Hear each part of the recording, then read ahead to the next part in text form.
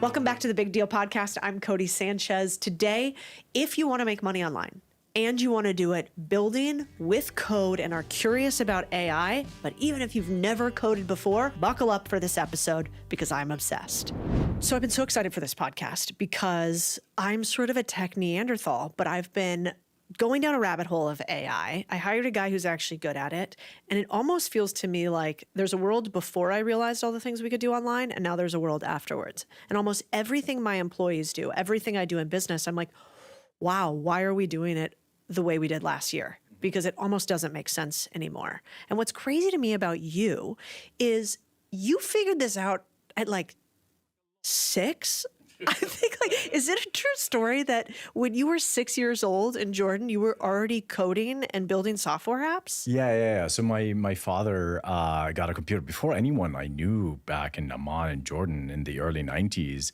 And so one of my really earliest vivid memories was standing behind the shoulders on my dad, kind of unboxing this machine, pulling out this huge manual, open it up, and you had to read a manual. There's no internet at the time, and sort of finger typing on the keyboard. And I was just fascinated by it.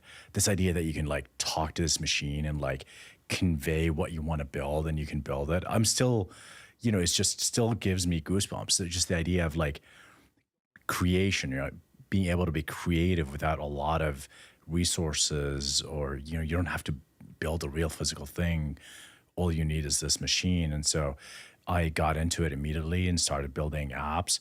The first thing that I built was a math teaching app for my younger brother. So it will be like a, formula, 1 + 1 = blank. He puts in 2, he gets a clap. He puts in 3, he gets a boo. And it worked out. Now he works for me. So. Wow. I love that. Yeah. I don't know what kind of Wheaties they had in Jordan, but that's like, I had, Lincoln Logs and Legos. But then, what's kind of crazy is then you had a 180 basically from that, which is it true that afterwards, not so long ago, you actually turned down $1 billion as an acquisition price for your company when you only had 6 employees? What happened? Yeah.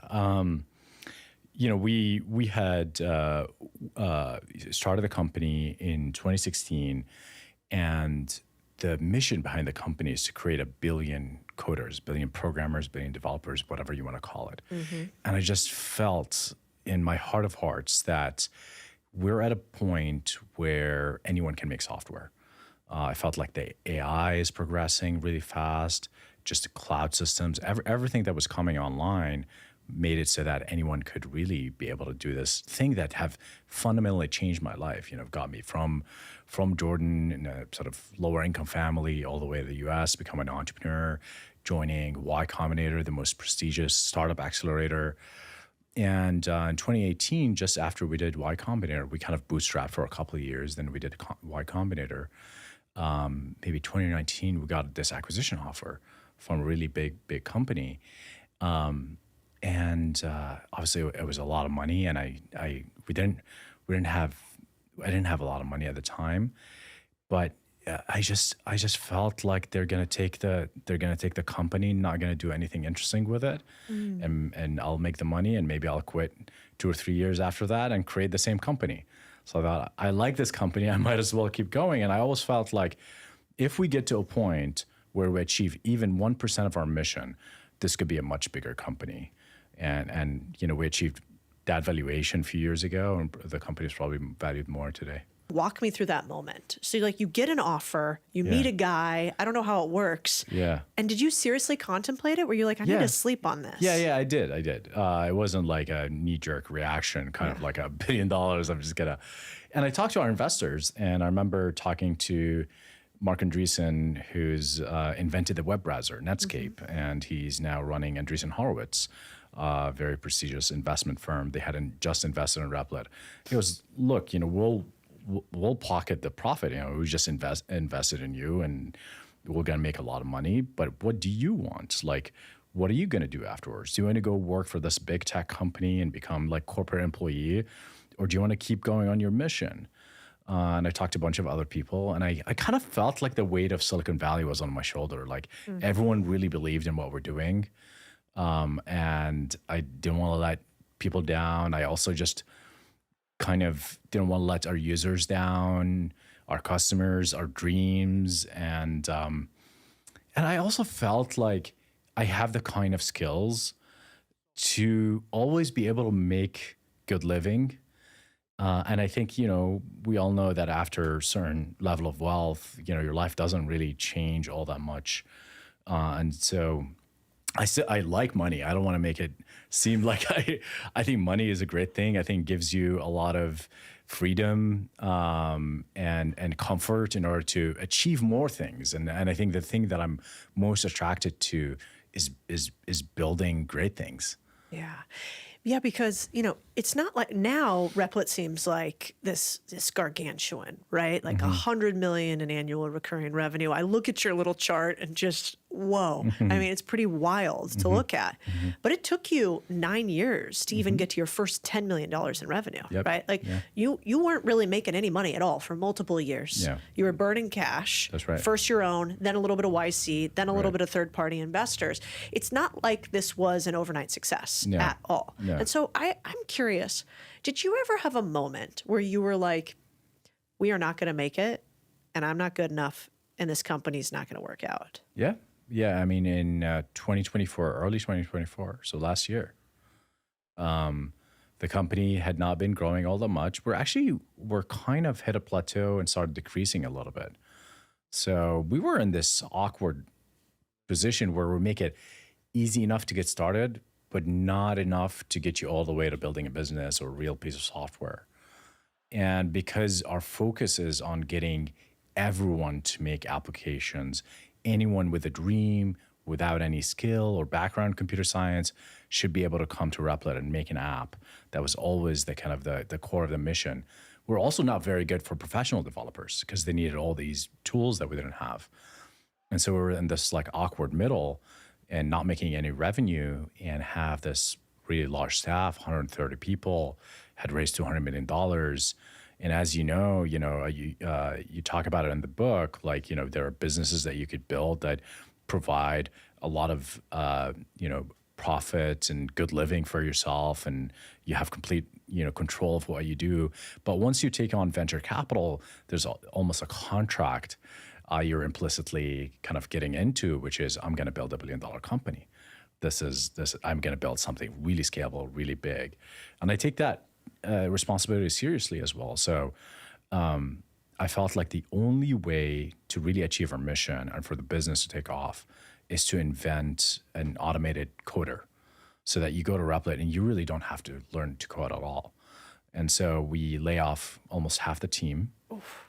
We move out of San Francisco because San Francisco is such a bubble. I'm sure kind of LA is the same here, but everyone's talking all the time. There's FOMO all the time. Everyone's going to like parties, and we move out of San Francisco. We go down to the South Bay.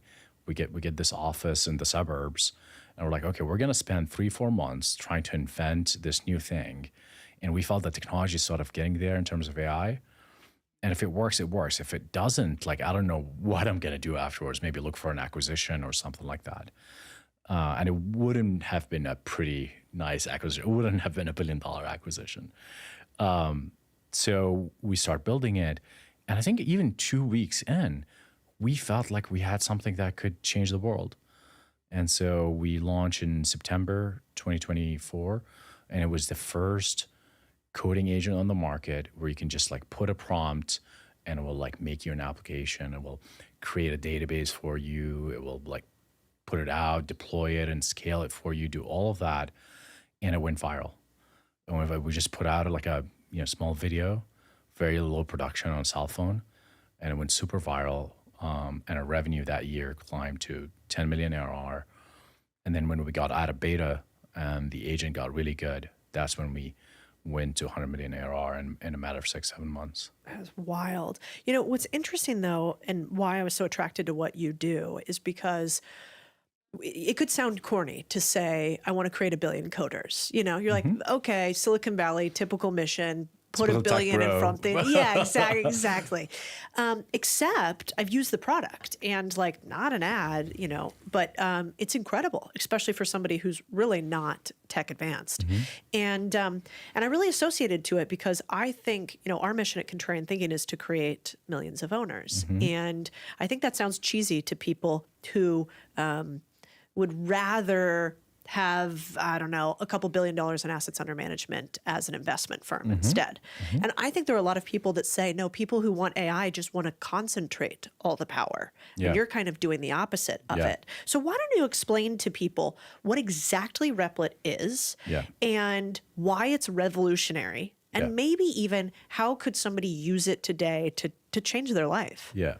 Look, technology had always had two visions: the massive centralized mega corporation, mega government, surveillance state vision, the dystopian future. That's sort of like the Matrix and all these different movies. But there was always also a vision of the sort of the hacker in their basement that are building amazing thing, or the startup founders in their garage, or the Bitcoin crypto hackers who can like create systems of money and encryption outside of the control of governments and things like that. So that vision existed always. And at any given time, like when the internet started, it started as this idea of decentralized, empower the people thing. And then over time, we centralized on kind of a few big tech companies and things like that. And now we're at a moment of time where there could be another shift. And that shift could send us into more centralization or bring back power to people so that we can have more owners, more founders, more entrepreneurs, a more dynamic economy. And this is what I'm really passionate about. So what Replit is, it's an automated AI coder. So everyone has ideas. Like I talk to Uber drivers all the time. Everyone has an idea.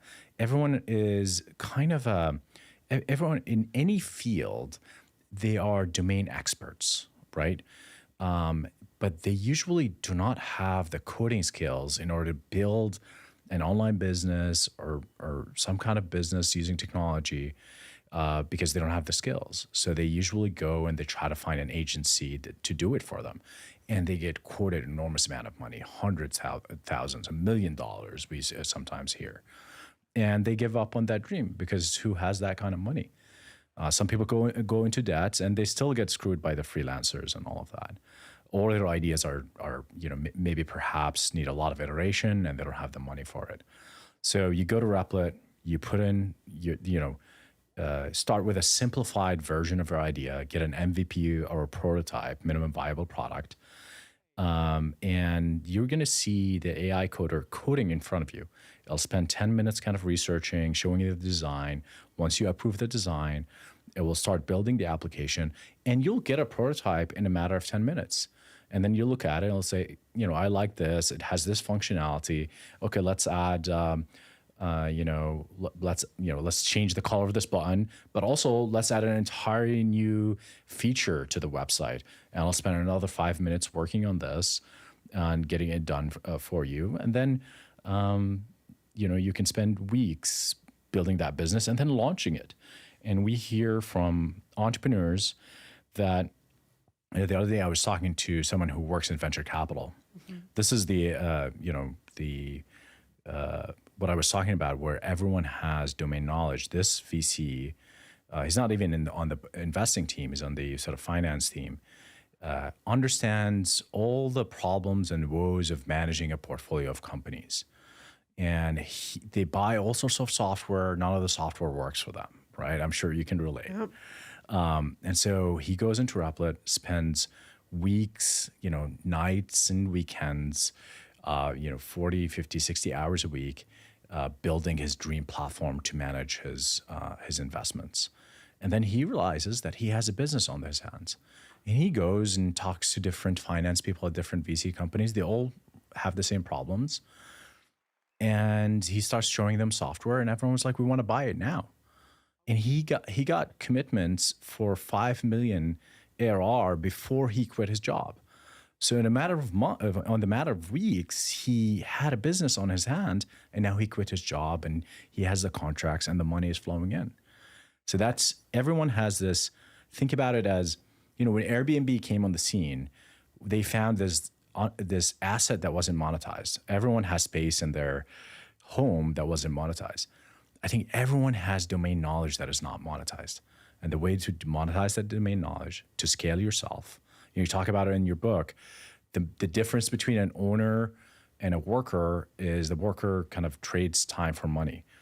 I think owners often trade experience for scalable experience for money, right? So putting your experience into a piece of software and that can scale to hundreds, perhaps thousands, perhaps millions of customers, and you're going to be able to make a lot of money. It's so true. I mean, what's interesting is, if somebody's never played with AI before, to me, what it looks like is you kind of write, or I now am a voice to text annoying person who uses like whisper flow. And I just say awesome. out loud the things that I like, that I'd like to build. I would like to build, this exact thing. I want to build a, portfolio dashboard, and I want it to look like XYZ, and I'd like it to be monochromatic and there to be like very simplistic buttons and blah, blah, blah, blah, blah.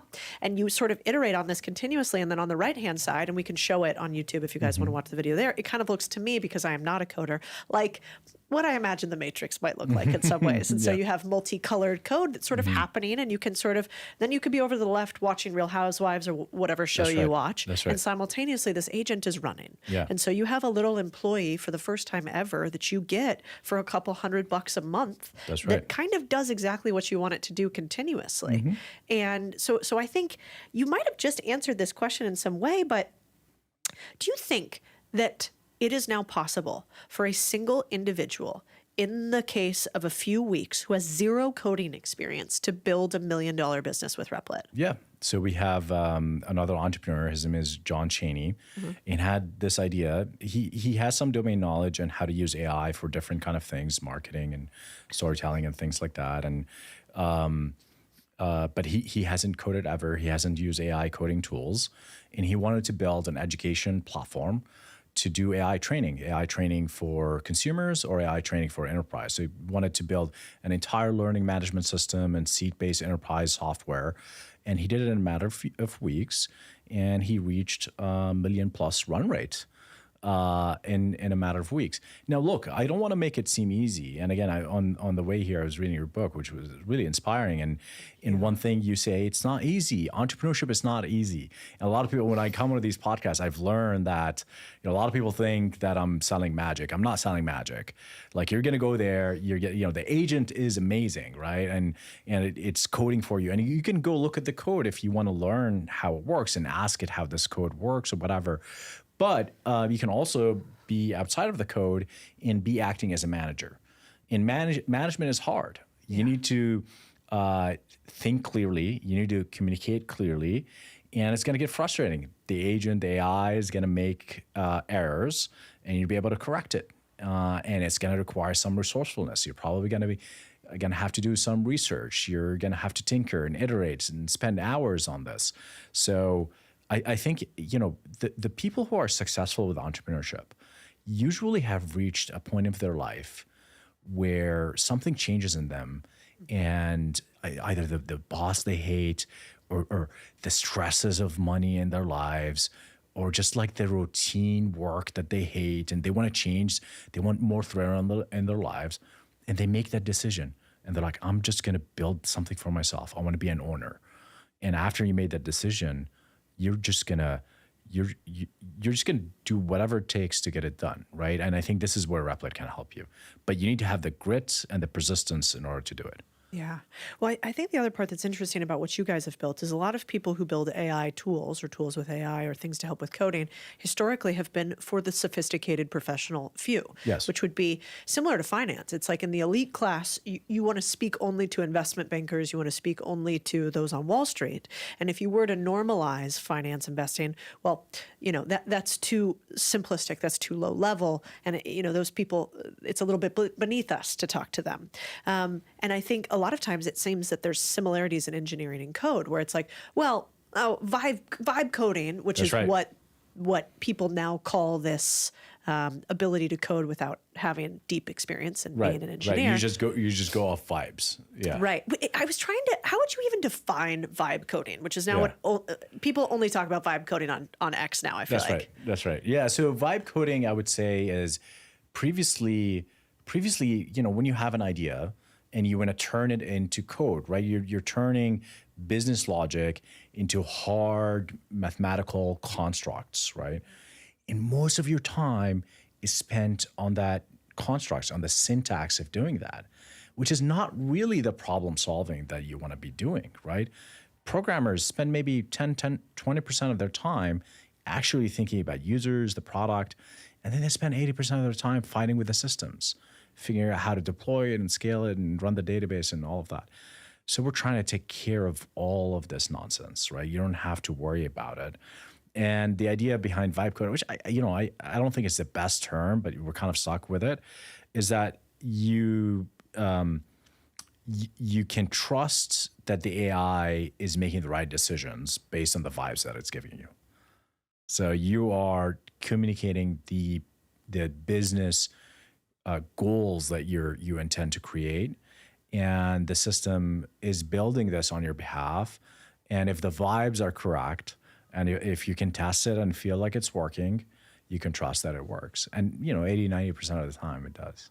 So is it a bit like building a house? So like before we knew how to build foundations and we knew how to do, traditional home building, that might have been the unique character trait in a home builder, which is like they can do this thing that we've never done before. They can make a house withstand over time. They can build it correctly. That is actually the most important part in home building. Right. Whereas now today, that's normalized. We've commoditized the fact that yes, we can build houses. Yes, they can withstand things. They can function properly. And now the part that's non-commoditized is essentially design.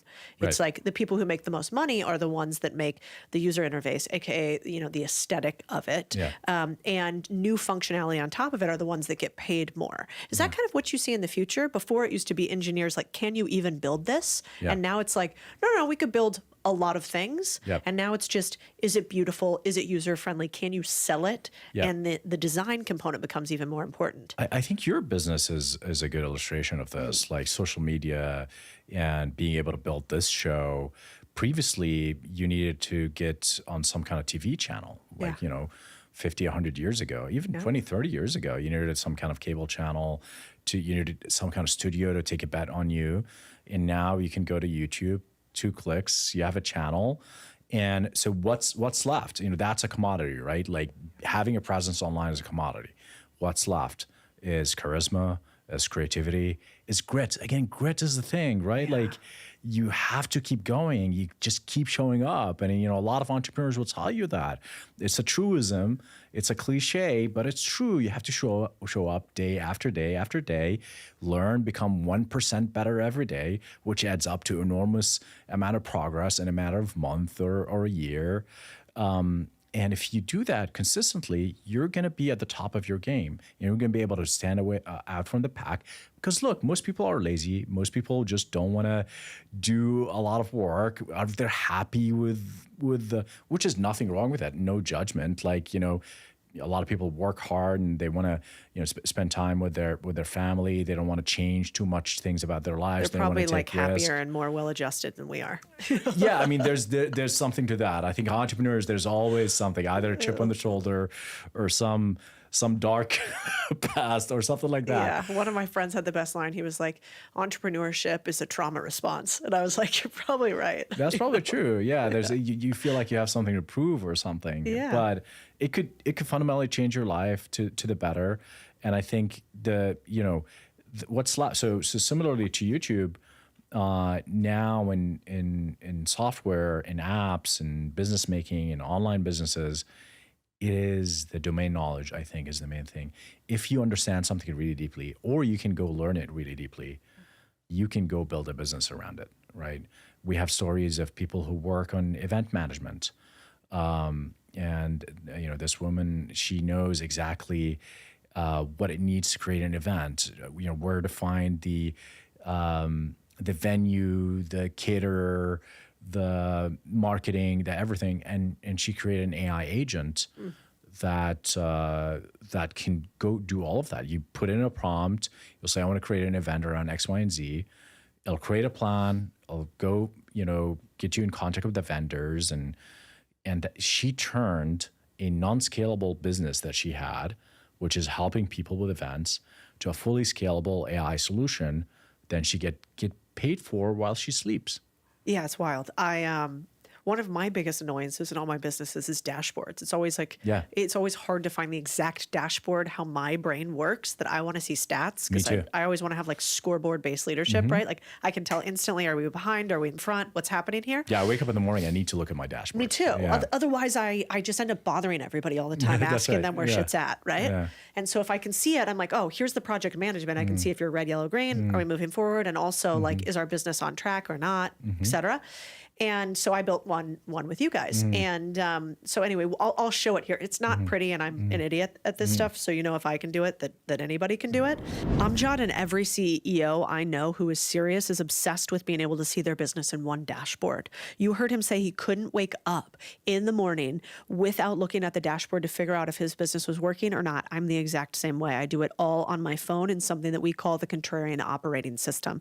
It's a dashboard that we teach people to build in the boardroom step by step so that your business can be seen in 30 seconds, whether you're going to hit your goals or not. I think CEOs that run businesses without an operating system and a dashboard is kind of like driving a car high speed down a highway without knowing how fast you're going, without knowing what the GPS says to do, and also without even being able to see if you're in park, neutral, reverse, or drive.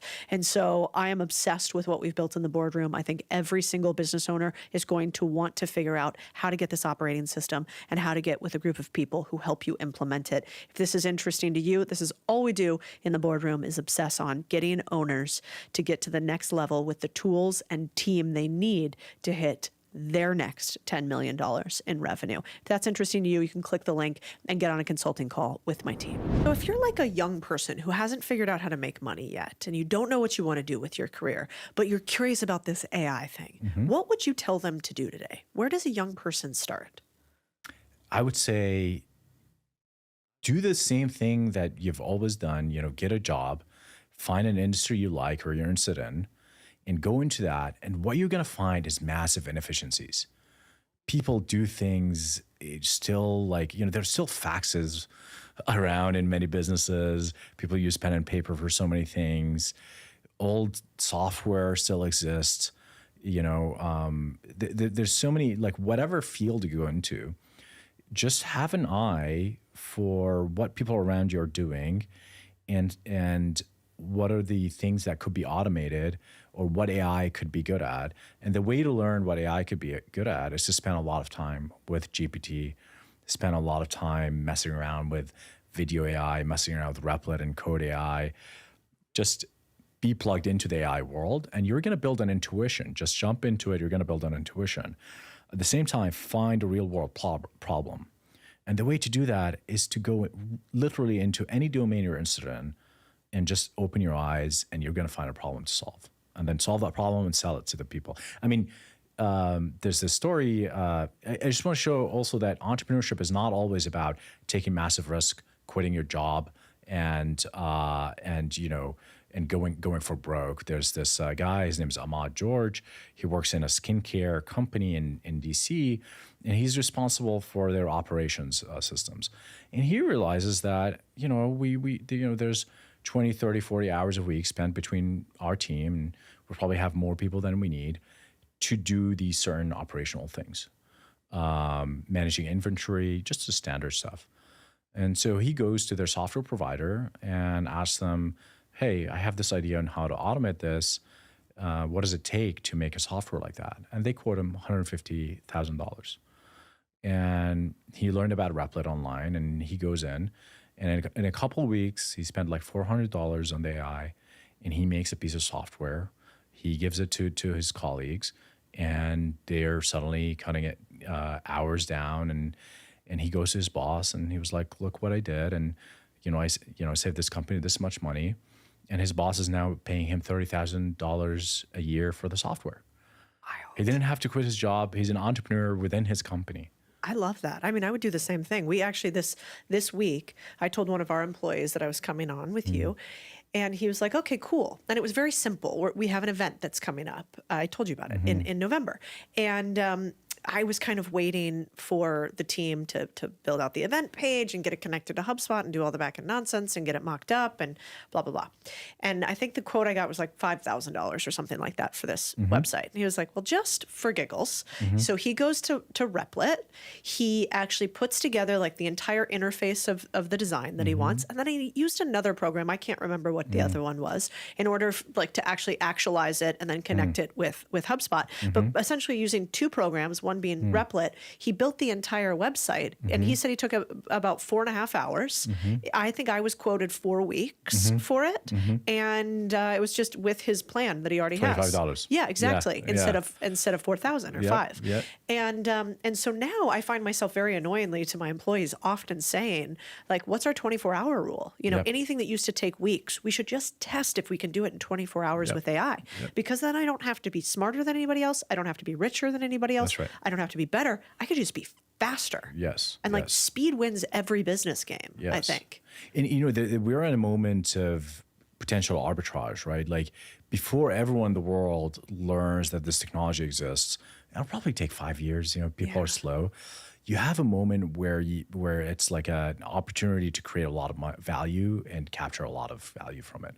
So, you know, thinking about the kind of advice you give your audience around buying businesses and running profitable businesses, I think now more than ever, finding businesses who are that are running inefficiently and going into these businesses and figure out where to plug in AI, where to replace SaaS software that's expensive. You know, a lot of companies pay tens of thousands of dollars for software you can generate on Replit for $5, literally. And so you can go into any business and, you know, shave off a lot of costs and make it a lot more profitable, even without growing it. Yeah. Well, you guys should tell us in the comments, because you told me, you're like, we should do a hackathon. And I said, well, can we do this simply enough where like anybody listening, if we had them for 2 hours, let's say they could build something, and you said, this is what we do. You're like, yes, at the end of 2 hours, we will have everybody have built something that is useful, potentially even valuable and monetizable. This is our go-to-market strategy, actually. Interesting. So you guys, you should tell us in the comments if you guys want us to do a hackathon, and we could do one. We could do like a Main Street every day, I have no idea how to code hackathon. Yep. But you run these now and they work. Yeah. So we, so for example, HG Capital, a capital group in Europe has like hundreds of portfolio companies, and some of their portfolio companies were using Replit and they were interested in it. And so we went there and we ran a hackathon for all of their executives, their CEOs. And, you know, it's CEOs, you know, they're busy. They're probably getting texts every, 2 minutes. And it's not like they can focus for the entire day. We told them, just give us 2 hours of your time. And 2 hours, everyone had applications. And like, you know, they're so giddy about it, like kids, right? Like they come and they present what they built and they're so excited. And that's what I love. It's like there's a human aspect of it. Like making things is awesome. Yeah. And so everyone's going to get excited about it, and most people are going to convert and become users and customers. We've confirmed that we can make money with AI. And yet, like, you see a future, because you saw this, Jesus, back when you were 6, but then also you guys saw the vision for Replit really before AI was here at all. And one of the things that you said on X that you tweeted was that crucially, it won't be prompting. We believe that's more a bug than a feature. In the future, it'll be a combination of AI predicting what task you want done next and doing it for you, plus a dialogue-based agent that follows your commands. Can you explain that to people? Like, what is prompting? And also, what do you see the next evolution of this being? So prompting is the craft of creating an instruction for an AI. Right now, ChatGPT gives you the illusion that you're talking to a person, and it kind of works out for everyday life stuff.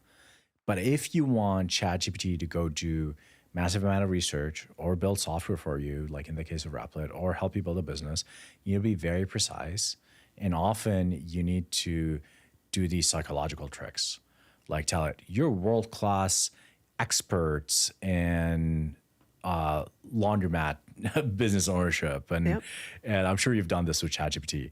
And then you basically get the AI to assume a sort of a different character for the purpose of that conversation in order to give you more relevant information, right? And a lot of people who's used Google for many years know how this stuff works. But that's also still a little awkward, and that's not how we work. And the way we work, I think my vision for working with AI should be like working with a colleague. You don't go prompt your, you might give them a pep talk to your employees, but you're world-class expert. You imagine how awkward that would be. But what we're trying to work towards is for us to do the prompting for you. So having another AI kind of take your what you've said and kind of transform it in a way to give it to another AI pre-prompted. But right now, it would help. Like if you go to YouTube, we have our YouTube channel. It has some information on prompting. So I would suggest people learn prompting right now. Yeah. But I think the way in the future is the most important thing is going to be clarity of thought, being able to translate complex ideas into simple bullet points and paragraphs, what we call in kind of tech PRD. Product requirement documents, and being able to have systems thinking, which I think is a very useful tool, and I think it's something you can learn. Is really how do you break up large ideas, large concepts into smaller components that you can work on them in isolation. So for any business you want to build, for any tool you want to build at your business, it probably has a lot of different components, different pages, and that's the essence of system thinking. And so you can know that you can work on this component in isolation. Once I'm done with that, I need to go to the next component. Here's how I'm going to break up my app or my database into all these different things. And these are skills that can be learned. Like I would go to ChatGPT and spend a few hours learning some of these skills. Teach me how to be a better systems thinker, how to create PRDs, how to be a better communicator. But all this stuff will get easier in the future. That's a great point, though, because you literally use the tool to get better at the tool. Yes. And if you can understand sort of first principles of how the tool works in order to make it work better for you, then, that would be like what X would call, godlike prompting or whatever. That's right. That's right. And also getting crisp about what you know. People know a lot of things, and I'm sure you've had that experience where someone comes to you for advice, and you surprise yourself with the advice you're giving them. Right? It's like, I don't know how much of an expert I was at this, which is why mentoring is good, not just for the mentee, but also for you. Like I like to mentor people because it just reinforces what I know, and so a lot of people do not know what they know, and I think that skill of taking what you know and converting it into precise documents is very, very important. Interesting. And I think that's the skill of writing. It's very true. Yeah. I do think you can often tell how good of a thinker somebody is by the way that they write. Yeah, writing a book is torture, right? Like it is. I actually like it. You know what's the torture on writing a book is the marketing of the book. Trying to hit the New York Times bestseller was the most ludicrous, like fake arbitrage. Did you have to bribe someone? Yeah, I wish I could have. Honestly, if I could have, I would have. But I wasn't intelligent enough to do that.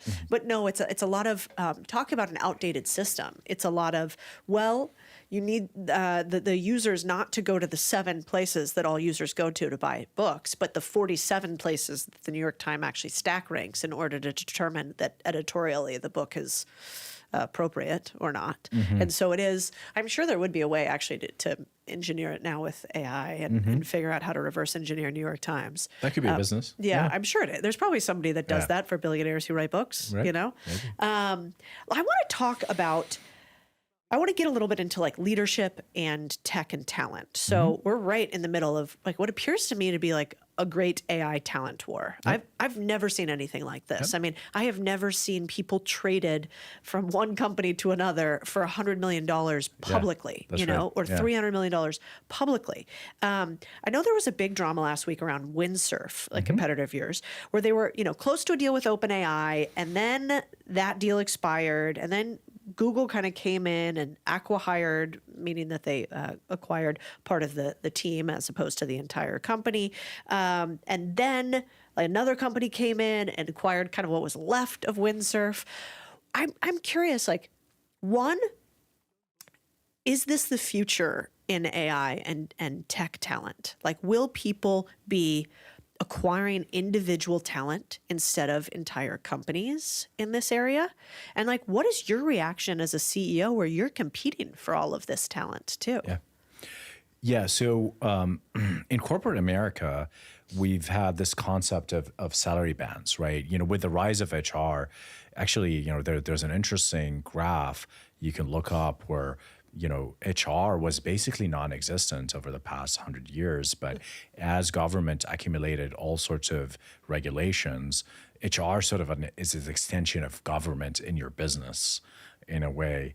And there was a lot of, I think, good intentions around discrimination and things like that made it so that HR people wanted to make sure that everything's equitable and fair. And then there was the rise of like salary bands. These are the levels and these are the salary bands for them. And that's often based on experience and not based on impact. You can have someone straight out of college. They don't have a lot of experience. Maybe they're not very good at communicating or working with others, which is a required skill, but they spike in one skill. Yeah. They're very good programmers, especially like in very niche thing no one else can do, and that could translate into millions of dollars for the company. And that's very, very different than being a factory worker, which is a post-industrial revolution. That's how the system was built. You're sort of a cog in the machine. You don't have a lot of degrees of freedom unless you go up in the management chain and all of that in order to like affect real change. Sports team, and you mentioned that the term traded, you can get Steph Curry in your team and put him in for 5 minutes a quarter or something like that, and have him shoot a few threes, and he'll swing the entire game, right? And I think in basketball, there's 10 years ago, there's this 3-point revolution that happened where everyone realized that 3-point shooters are way, way more valuable than everyone thought before because they can really swing the game rapidly. And I think right now it's starting to translate into the business world because corporates is like, HR be damned. Like what matters right now is for us to win. Yeah. And for us to win, we need to get the best talent. Those guys that are getting that Meta's buying for hundreds of millions of dollars are getting paid more than the executives, more than the entire command chain together. And so I think the bet there, and we'll see whether it pays off, the bet that Zuckerberg is making is that in a way, Meta needs to pivot. Meta has this asset that's spitting out a ton of cash, which is Instagram, Facebook, their ad kind of networks. But it's in a way a dying asset in many ways. It's a very competitive. At some point, it's going to get fully disrupted. AI is going in. It's already making social media unusable. Like, Instagram's full of like AI slop right now. So is Twitter and others, X. Yeah. And he realizes that he needs to be at the forefront of AI, and he thinks that we're going to reach super intelligence in the next 2 years. And he thinks if one or two researchers could invent the next major AI innovation that can translate into hundreds of billions, perhaps $1 trillion market cap for Meta. And he does this calculation, and it's like, $100 million is nothing for that person. Now, I can disagree with every part of this, and I do in some cases, not in terms of the comp, but like in terms of his chain of thinking. But it is valid if he really believes that's where the world is going to do that. Now, I think it's gotten a little out of hand in that, the deal between Windsurf and Google and other companies have done the same thing before, where companies are dying for AI talent. And what they do is they see companies out there that are performing well, maybe not excellent, like Windsurf had like, 80 million ARR, growing at, AI companies grow so fast. But relative to AI company, perhaps it's like underperforming. But like if you think about it as like a B2B SaaS company, it's like one of the fastest growing ones, So but the company's doing well. It has a lot of customers. People like it. But for Google, $80 million is nothing. They'll spend it on corporate dinners or something like that, Yeah. They have amazing food there. I don't know if you've been. And slack lines. Yeah. Gourmet sushi and all of that. There's this story, an entrepreneur that went to work for Google. I think he was a part of Waymo, and he wrote his about. I love Google, by the way. I mean, they're great partners, but it's funny to talk about this stuff. He wrote when he left. He wrote about his experience at Google, and he titled the blog post, "Oh, not sushi again."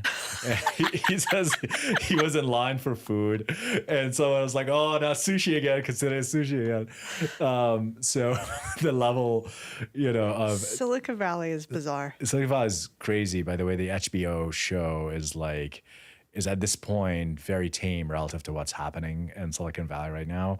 But anyways, they want all that talent. They don't care how much they're going to pay for it.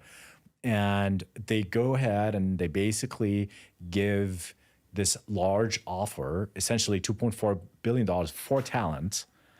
They don't need the technology. They don't need the business. They'll take the people, the leadership and the top researchers and AI engineers.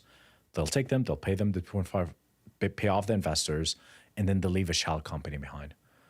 And that shell company, they'll tell the shell company, "Oh, you still have some asset, figure it out."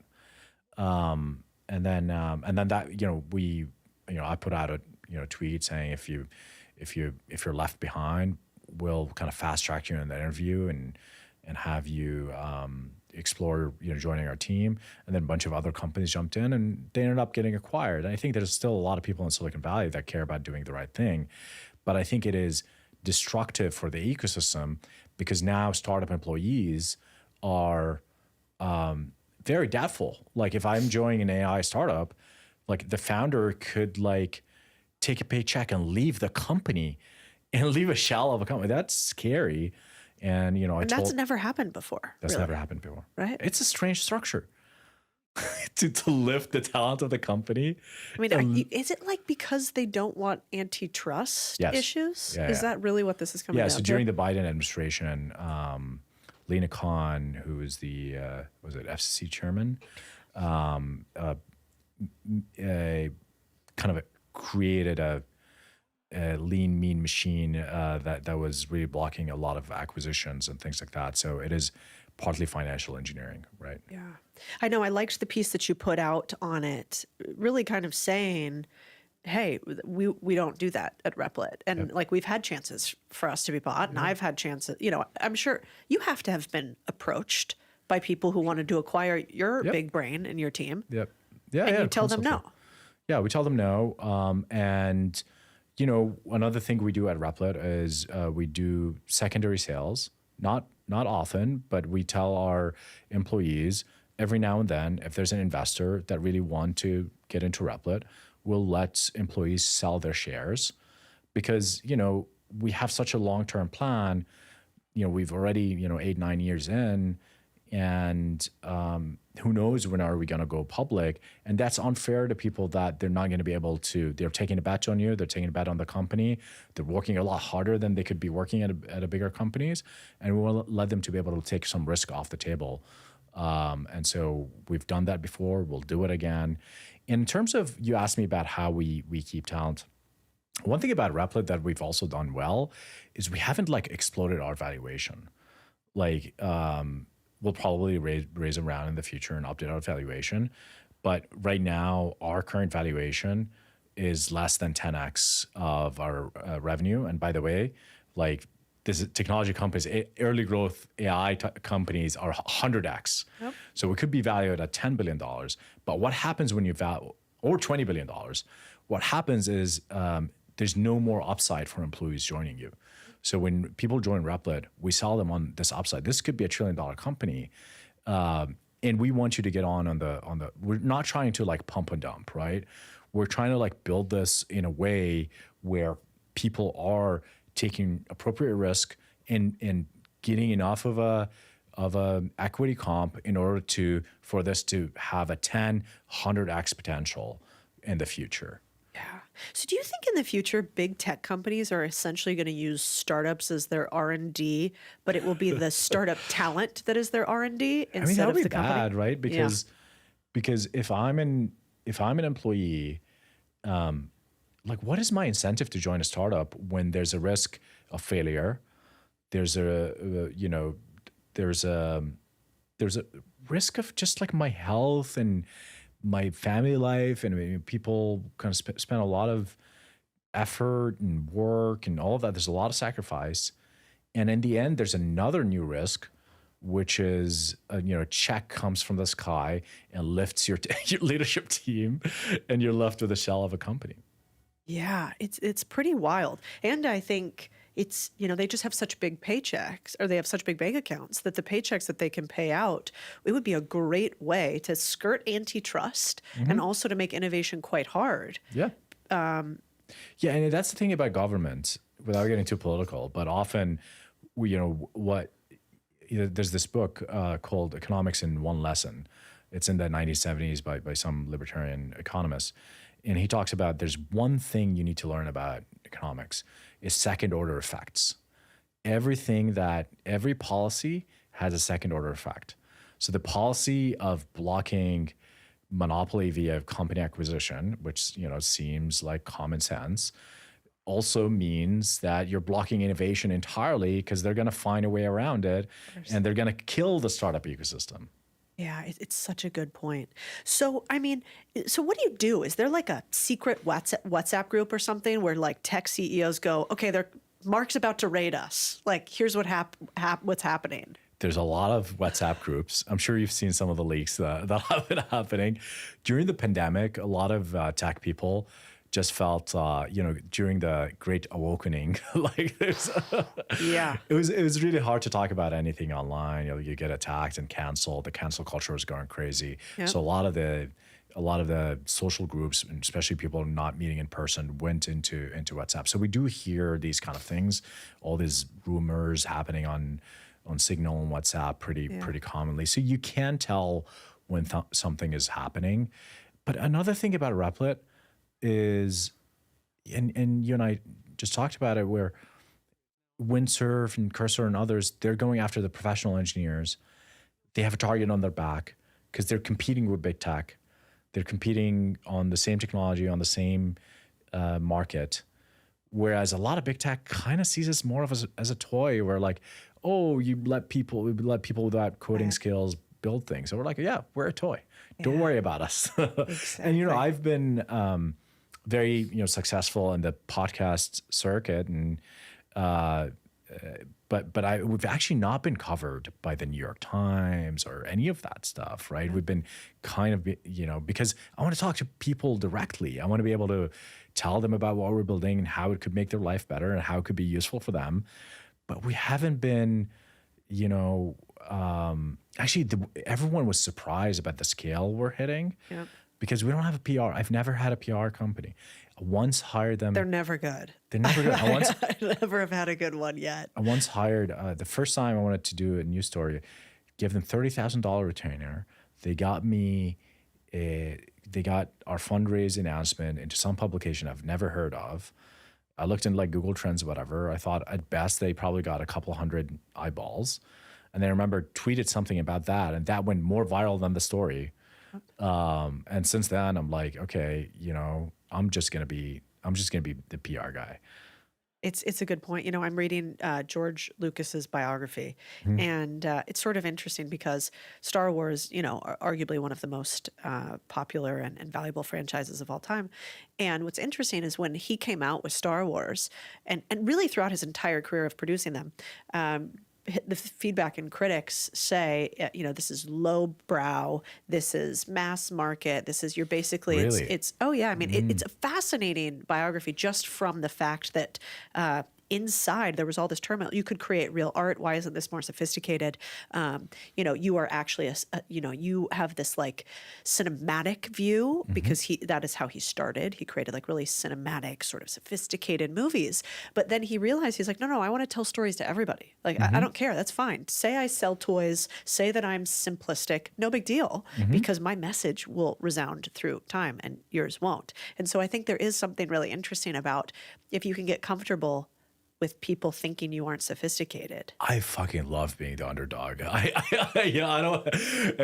That's a problem because sometimes I'm like, I just have that, because people view me now as like the big rich CEO, which is not my self-image. Yeah. Self-image is the underdog, is like the struggling, founder, and that gives me sort of more aggression and I treat everyone with kindness, but like I view business as war in many cases, and so but I love that, and I sometimes there's this meme with a lot of programmers. It's like, who used Replit, right? It's like, I fucking love our users. They're the best. They're entrepreneurs. They're people that want to change their lives. And you're a big tech employee who's like, works, goes to the office, spends an hour eating lunch, and then half an hour making a latte, and then like goes to the keyboard, complains to your product manager or whatever, maybe write a little bit of code, and you're, judging, who uses these tools that are very empowering. And I'm like, yeah, keep at it. Just fueling us. Absolutely. There's nothing better than a good hater. You got to print that out and like put that on a poster board on the wall. Like, who uses Replit? I always loved, like, I don't know Alexis Ohanian very well, but anytime I've engaged with him, my favorite thing about him was that Yahoo quote. Remember? Did you ever hear this? Oh my God. The story's so good. When he created Reddit, they went to go sell potentially to Yahoo, and they went to Yahoo, and they were like all proud for their meeting, super excited, and basically were like shunned off.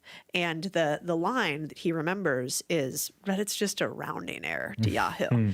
And so they printed it out and put it huge on the headquarters of their office, and they kept it. Yes. And now who's a rounding error? Well, that would be right. Yahoo, not Reddit, right? That's right. And so I do think there is, if you're struggling, to remember that, there's nothing better than a chip on the shoulder. I would take a chip on the shoulder over like a point or two of IQ often. Yeah. Yeah.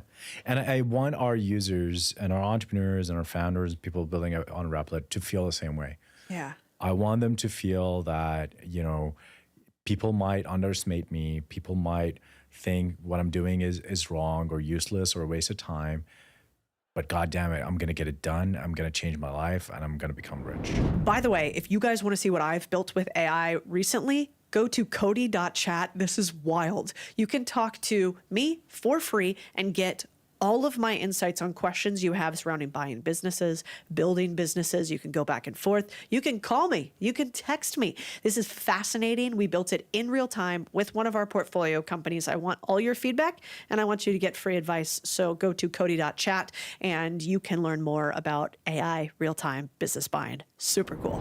Okay, I want to talk about a couple things about that. Like, you've built this giant business. You went from not a lot of revenue to a ton of revenue, ups and downs. One, just like, what did that take? Like, what did it take to grow from a few employees to hundreds of employees to then be able to even manage $100 million in revenue? Because that, you have to be a totally different type of human to manage a company at that scale, especially that fast. Yeah.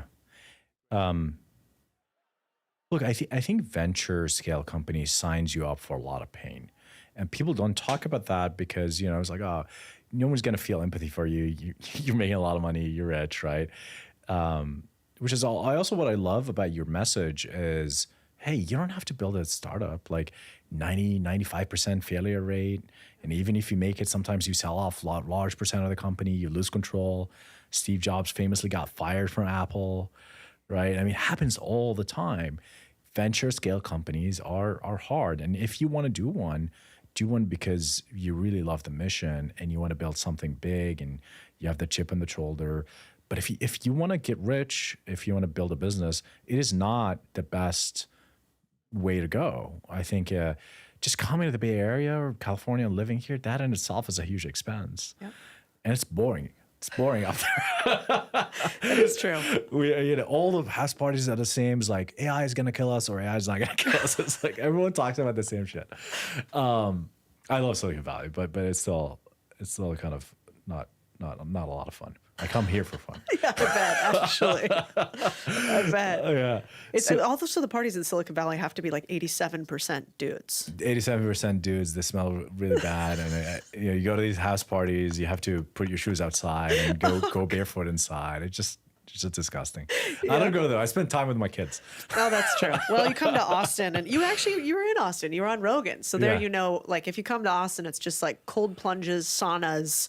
Let's fucking go. Yeah, that's my job. Red meat. Yeah, exactly. You know what I loved that you did? I was going through your website, and you have a lot of stuff on there that is like an anti-signal. So basically, do not come to Replit and work for us if you have these traits. Yep. And then you have your operating guidelines or sort of your core principles. And I loved the simplicity with them. There were only 3. And then I also loved the anti-signal, which is please don't come. If you're going to come here and you don't like these things, you should probably leave. Yeah. I want to talk about a few of those. Yeah. I think we should, why don't we run through some of your operating principles, like, learn to like pain. That's not normal on very many companies to put that on your recruiting page. Yep. Yeah, so it's seek pain. Yeah. Which is even worse. It's like look for the pain, find it, right? Is it an SME dungeon? It's exactly. Not. It's a startup. Well, it kind of depends on the day. So basically, a lot of things in life is about pain, and a lot of things in building a business is pain. As humans, we like to go through the path of least resistance, right? We also often lie to ourselves. Companies like to sit around and feel good about what they're doing and ignore all the signals of the things that are not really working. I think constantly seeking the what's not working. So when you see someone that's a user of your service, they're going to tell you how amazing it is. And that feels great. But, telling you what sucks about it doesn't feel great. But you should ask, what sucked about it? What went wrong? How could we be doing better? It's painful to hear those stuff. And so if you want to build a great product, you need to seek the painful signals. If you want to build a great business, you need to not just look at revenue growth, but you need to look at your churn, you need to look at your spend and your cost and your all sorts of really unfun things that are often can be really bad, that can lead to your demise eventually. And so you need to pay attention to these things, and these things are painful. There are things in every company there are people that are not doing very well. There are people that are not a culture fit. There are people that need real feedback. Feedback is painful. Sitting down and telling someone that they're not doing well, especially if they have personality traits that make it hard to give them feedback, that's painful. You have to seek it. You have to seek the pain. And what I tell our team counterintuitively, when you seek pain, you actually reduce it. Because typically what people do is they procrastinate. You have a underperforming employee, you don't want to fire them, you don't want to deal with it, they're annoying, and I just want to let them on the side, I'm just going to focus here. But what's going to happen is you're just building up a world of pain because you're not giving them real-time feedback. And by the time you have to fire them, they're going to be surprised. And maybe they're going to sue the company or something like that. And so anytime you delay pain, you're building up a larger debt of pain. So counterintuitively, seeking pain reduces pain, but you have to seek it. So true. So what does that look like in your company? How do you actually make your employees do that, or select people who are already predisposed to that? What tactics or frameworks do you use? So just putting it out there filters a lot of people. Yeah. Like in the interview, people was like, "What? It's weird. I don't want to be part of that." I want sushi. Yeah, exactly. So it's sushi again. For example, if you're a product manager, we'll describe your role. If you're a product manager, you're going to go out there, and our product managers every week go talk to the most unhappy users and get the kind of the worst things that are happening on the ground, collect the data of things that are not working, and we present it on our weekly all hands meeting. Here's all the things that we're sucking at. And so we tell them that. We tell them it's not pleasant to work on Replit day to day. It is very fulfilling. And you start hearing amazing stories from users, but it is not like work should not be fun all the time, right? And so just describing that and talking to engineers and telling them, we have deadline crunches. This is the new in Silicon Valley. People, don't want to do death marches, whatever they call it. We do deadlines and we do deadline crunches. We're actually coming up on one. We're going to have a big launch in September. Replit Agent is going to get so much better. We're building amazing technology, but we're going to have like a 2-week sprint late in August. And those are usually very intense. Work 12, 14 hours a day, 7 days a week. We're actually, this time, we're going to have like a film crew with us. So we're going to film some of the behind the scenes stuff of what it takes. And that'll be something for recruiting as well. So you know what you're going into. I'm a big believer of, and this is why we say why you shouldn't put it on the site, why you shouldn't join Replit. Every time I go fundraise, one of my slides is why you shouldn't invest in Replit. And so just make it clear. And I think in everything, in any relationship, just make it clear what are the principles that you have, what are things that you're going to continue pursuing, and things that you're not going to change about yourself. And if it is a fit, and this is what I love about America, right? America is about free association, free speech, free association.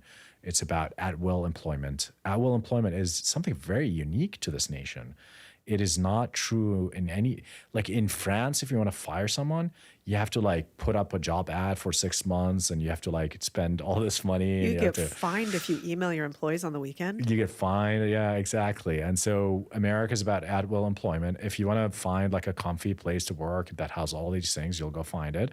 But if you're going to join our company, well, these are the rules and these are how we work. What do you have like a saying that you say all the time to your employees that they would be like, again? Like are there things that you can't help but repeat because it's part of like the mantra that you have to the company? It's about reminding them why we're here. And I think you and I have the same mission. It's about creating more entrepreneurship in the world. I can talk about billion programmers, but I keep telling stories about who I talk to this week. I talk to users every week. Who I talk to this week, what they're doing with Replit, how is that changing their lives?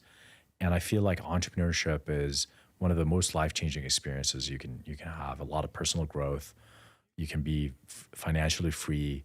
You can be free from jobs that you might hate. And so empowerment through entrepreneurship is something I talk a lot about and I keep repeating. You've talked about mentorship quite a bit too.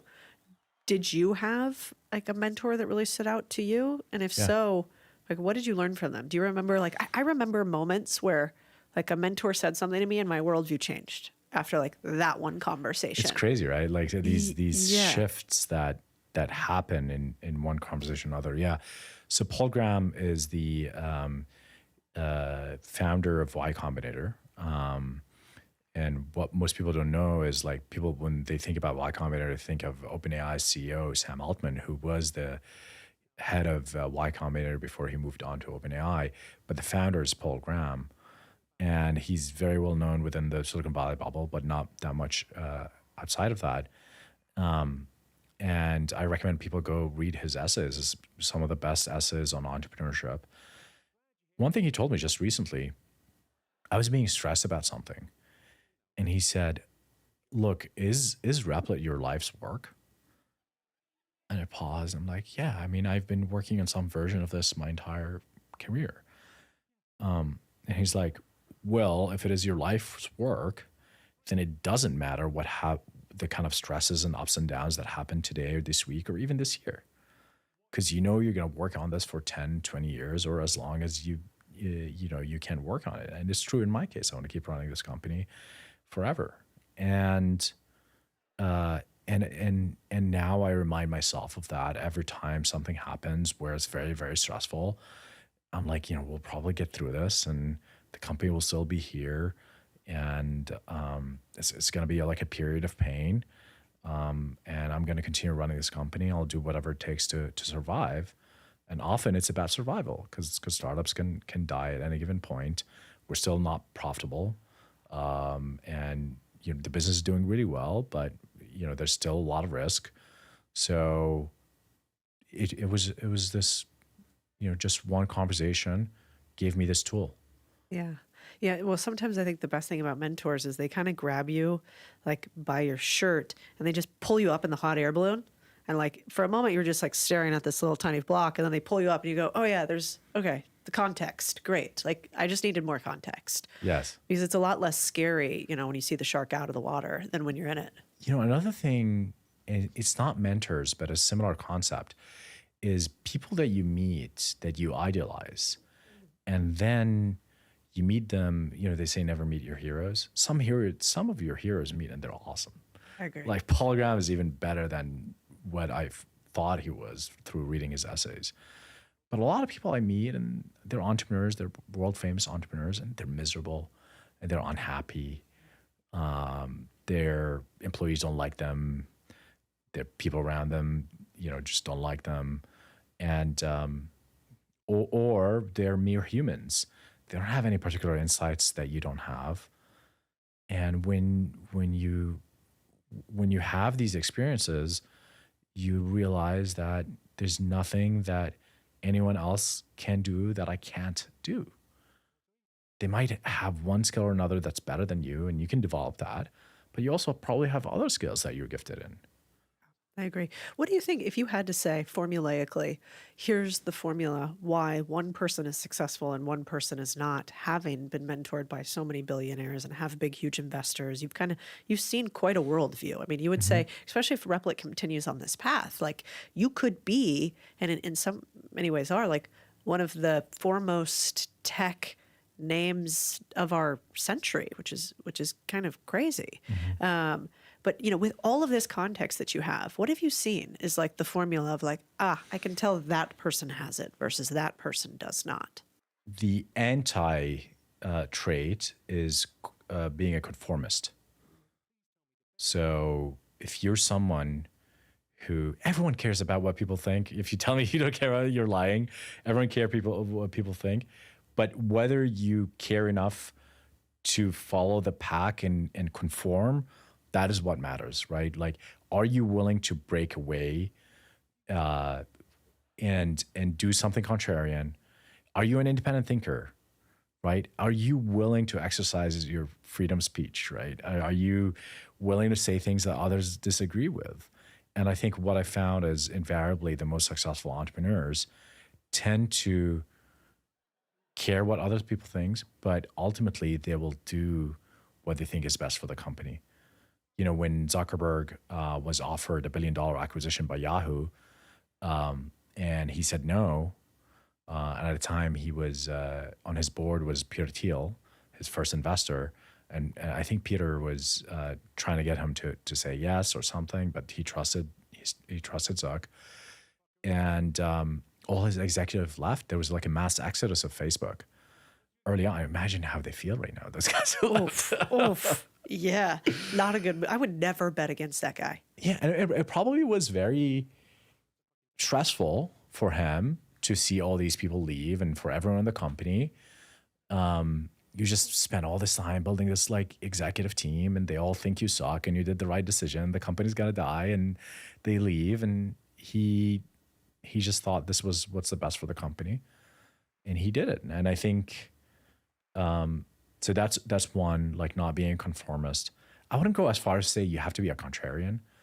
Like I feel like contrarianism is, once you make it a personality trait, it's also kind of, I don't know, you become cynical.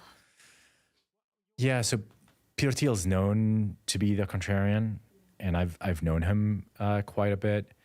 And I actually pitched Peter Thiel on AI back in 22. And he told me that I was engaging in buzzwords and hype.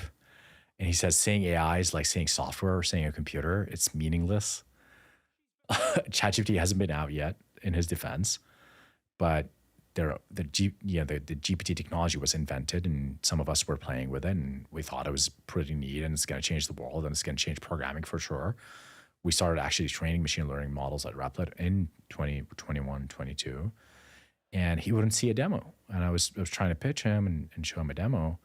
And at the time, he actually had just left the Meta's board. And the reason he left is he disagreed with how Meta is trying to invest in all these emergent technologies, like VR and AI. And Zuck is trying to find his next act. And, for Peter Thiel is that all of this is engaging in buzz and hype, and you should like focus on running your business. But dude, you're the guy that's telling us to be more ambitious. But he has a reaction because everyone's talking about AI. That means it's wrong. That means there's something wrong about it. It's like, for him, it's like, oh, it's mass psychosis or something like that. So if you have the contrarian impulse, you'll often also work with it. Now, the good thing about Peter is that he corrected after ChatGPT came out, and now they're doing AI investments. Yeah. They did end up investing in our category.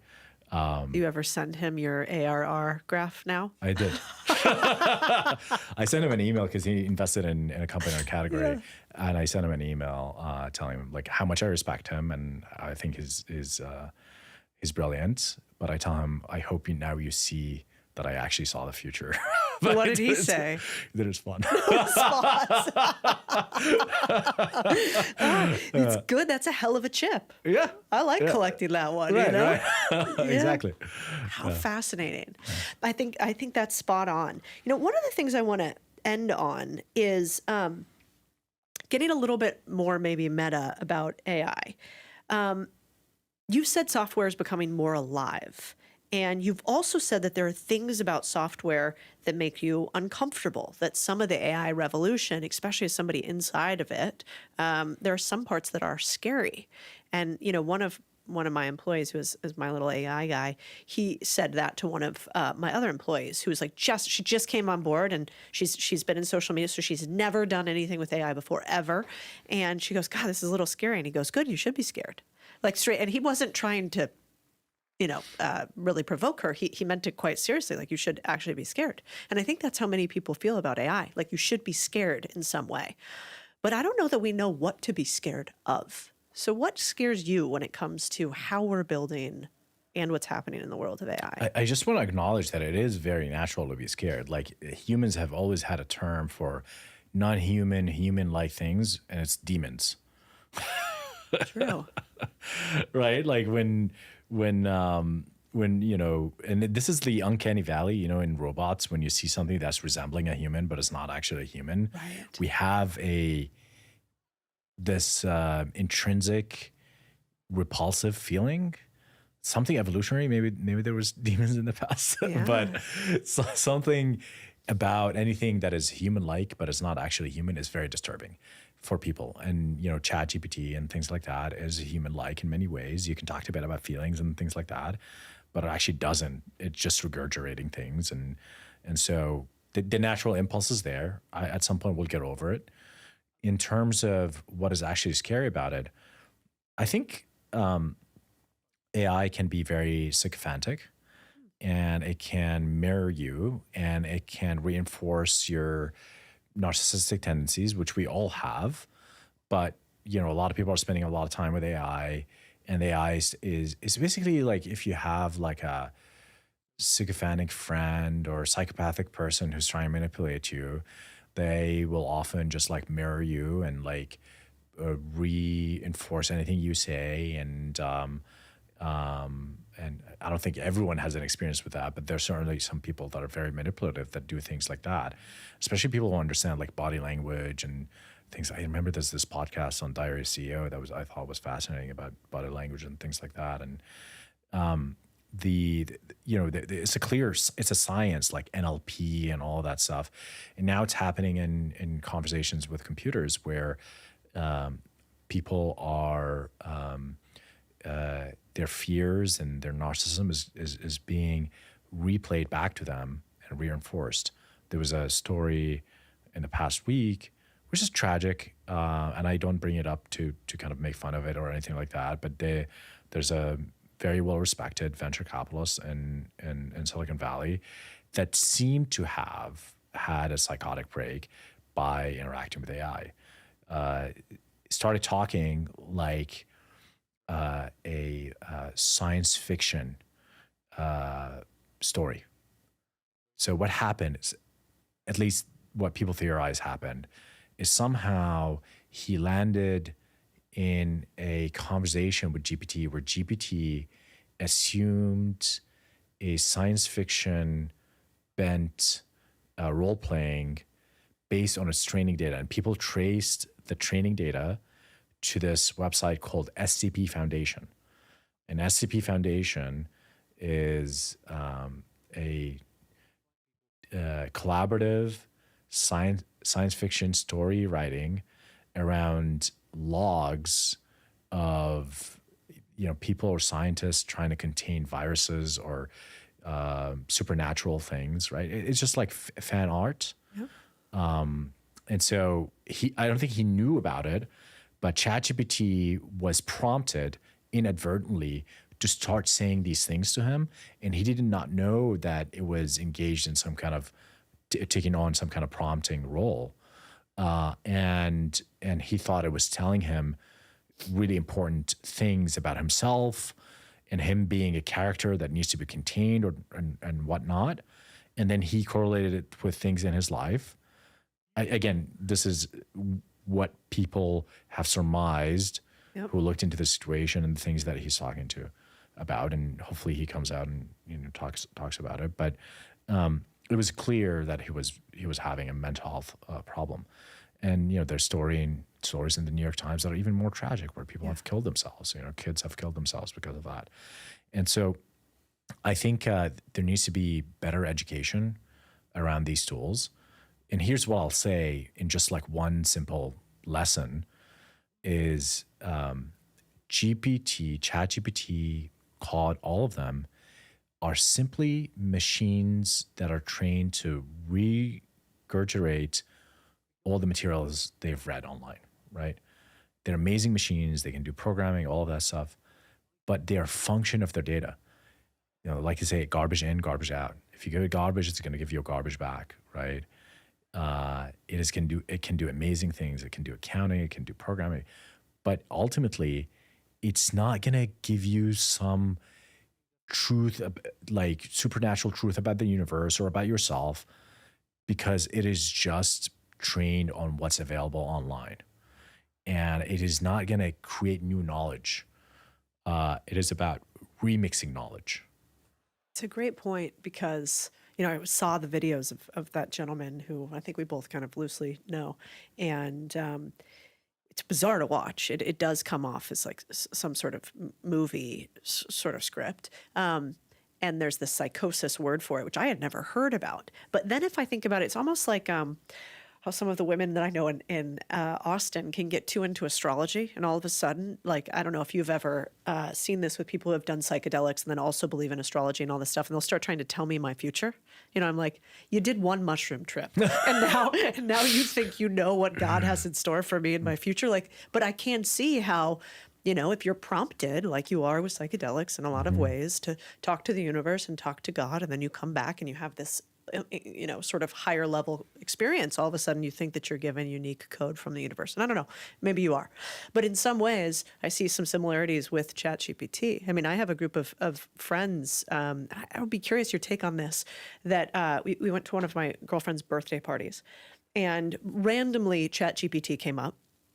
And the way this group was using them was a bit like a therapist friend, in some cases almost asexual lover, like how you might talk to a boyfriend or something. And I think it was 7 or 8 of the 12 women had named their GPT, had given it, I guess you could changed the voice, so the voice is different for it, and it had like certain characteristics that they wanted the GPT to speak back to them with consistency, and so it had become like a friend, you know, and they were talking to it as you would a human, which I thought was fascinating. So they had full blown, they have a parasocial relationship with these GPTs.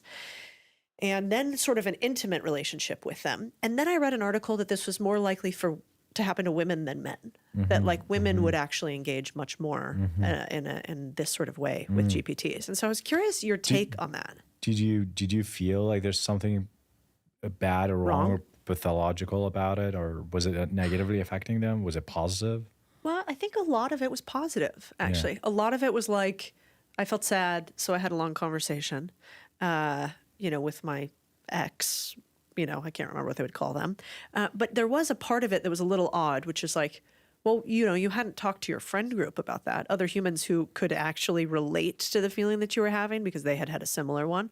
Also, some of the feedback was quite overly kind, like what a friend might tell you that was only a yes man, as opposed to like, that's like offensive. Get your shit together. Right. Yeah. And so I do think I could see sort of a spiral down where if you continued with that, it would be like a bad therapist in some ways. That was, that allowed for you to be not your best person. Yeah, I think that's all true. I think it's super helpful. I find it super helpful, even for advice, like relationship advice and advice on how to talk to someone, give someone feedback. And it's obviously trained on corpuses of conversations on the internet of people doing therapy or people helping each other on forums and all of that. So it has, in many ways, you know, we used to go to Google and go on Reddit threads and read a bit about all sorts of things. Dangerous. Especially Reddit, but now we have a Reddit machine that you can talk to. So how do you protect yourself from some of that? Does that get back to the I think prompts of knowledge. like, I really think knowledge, like really deeply understanding that this is a machine with input output. There's no free will. It doesn't feel anything, doesn't know anything. Anyone who tells you that is either insane or lying to you. It really doesn't have consciousness. We know exactly sort of the underlying premise of it. You know, I argue a lot because I actually think it's kind of a contrarian view from Silicon Valley, because a lot of people in Silicon Valley have this mysticism, or I don't know, maybe it's marketing, but a lot of people working in AI believe that, you know, we're gonna, you know, it's as human as humans, and there's nothing about it that it thinks, as long as it mimics us, there's nothing about it that is like, you know, less than us, and at some point it might be superior to us, or might be super intelligence. That's what everyone's working on, and they have this utopian vision of like, oh, it's going to solve all the problems, which kind of feels like communism a little bit. Yeah. We're just going to like put it in charge and just going to like, you know, we're going to live in fully automated space communism, which again, I'm against. You know, this is why I came to this country. This is why I love America. We'll get our guns and shoot it.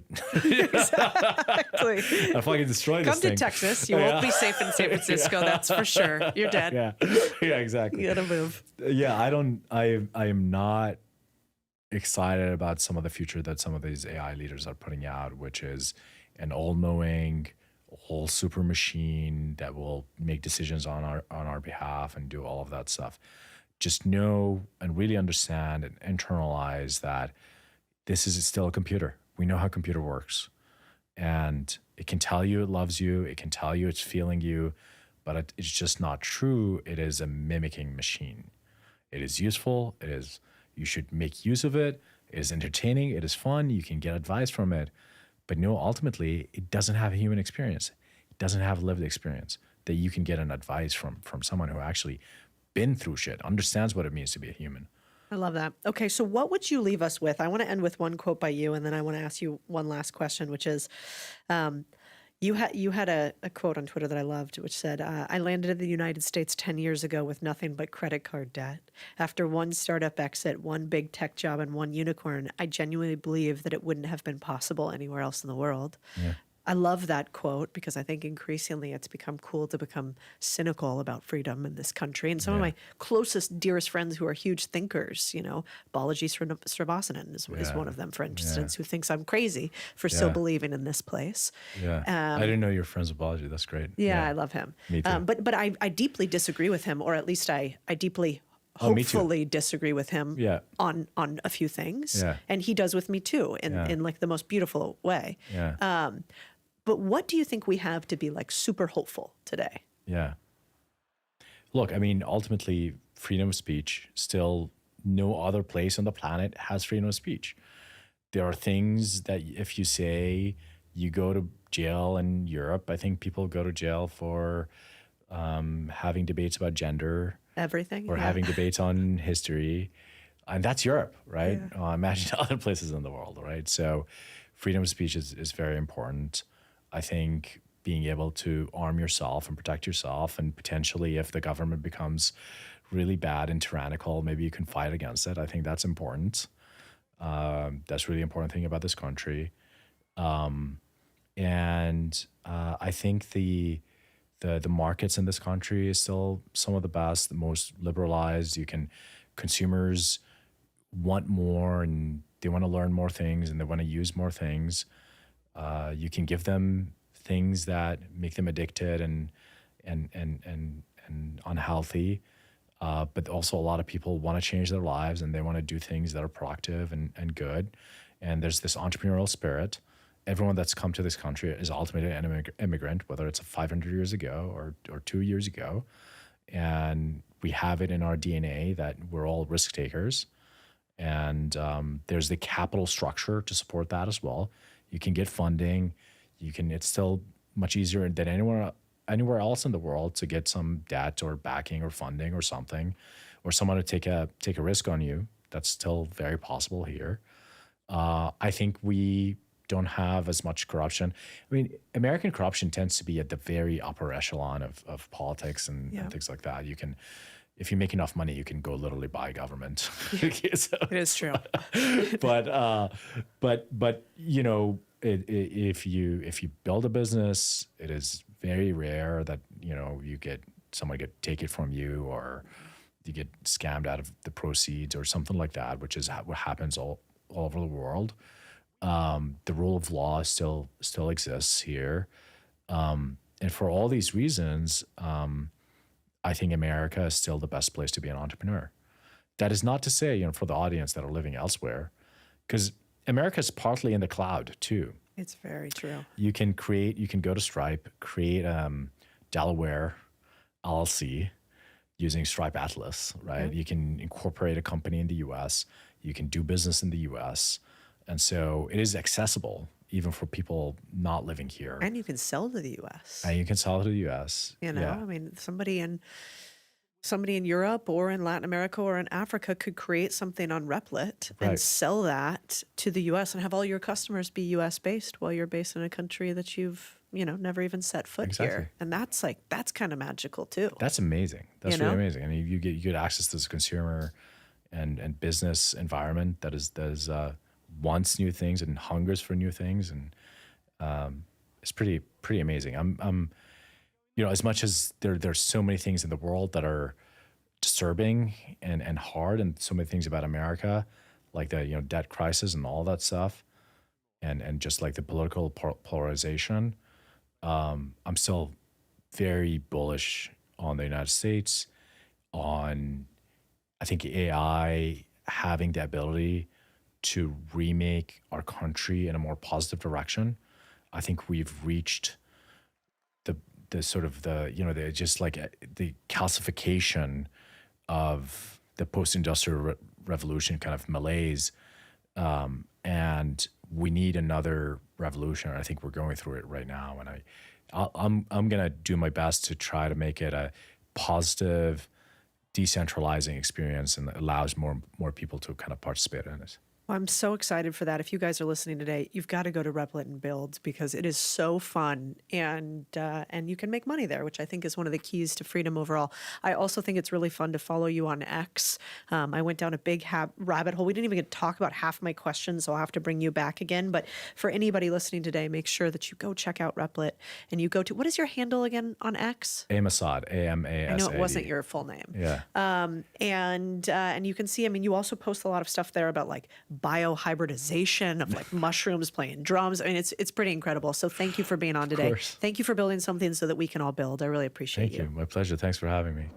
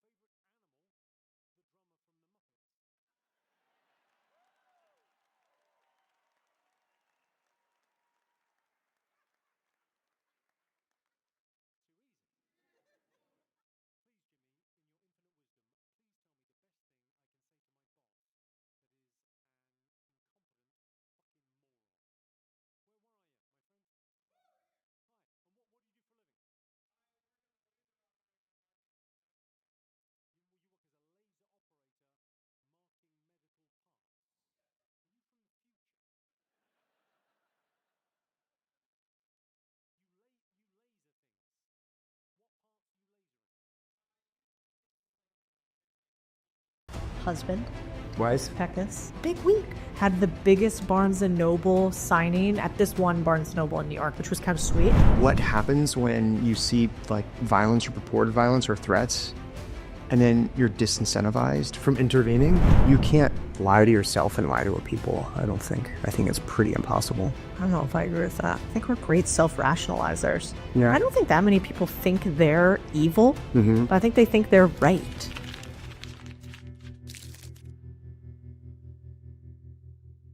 Welcome back to the Big Deal podcast. Husband, Wise. Peckus, how are you doing? Good, how are you? I thought Good this week. Big week. I thought this would be kind of fun. Actually, Tanner thought this would be fun. It was Tanner's idea. But the reason that we were going to do this podcast is to talk about all this crazy shit that's going on this week. I'm going to go first. Cool? Please. Book tour. Codie Sanchez is a financial expert who has more than 7 million followers across social media.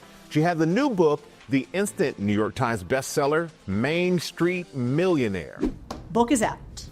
Top spotted hit was 91 on Amazon, which was sick. First author in the family. Main Street Millionaire, first author in the family. That's You're huge. right. That's a big thing to live up to now. That's pretty cool. We didn't sleep a lot this week. We went on all these Today shows, which was rad. I've had more face paint on than probably ever before.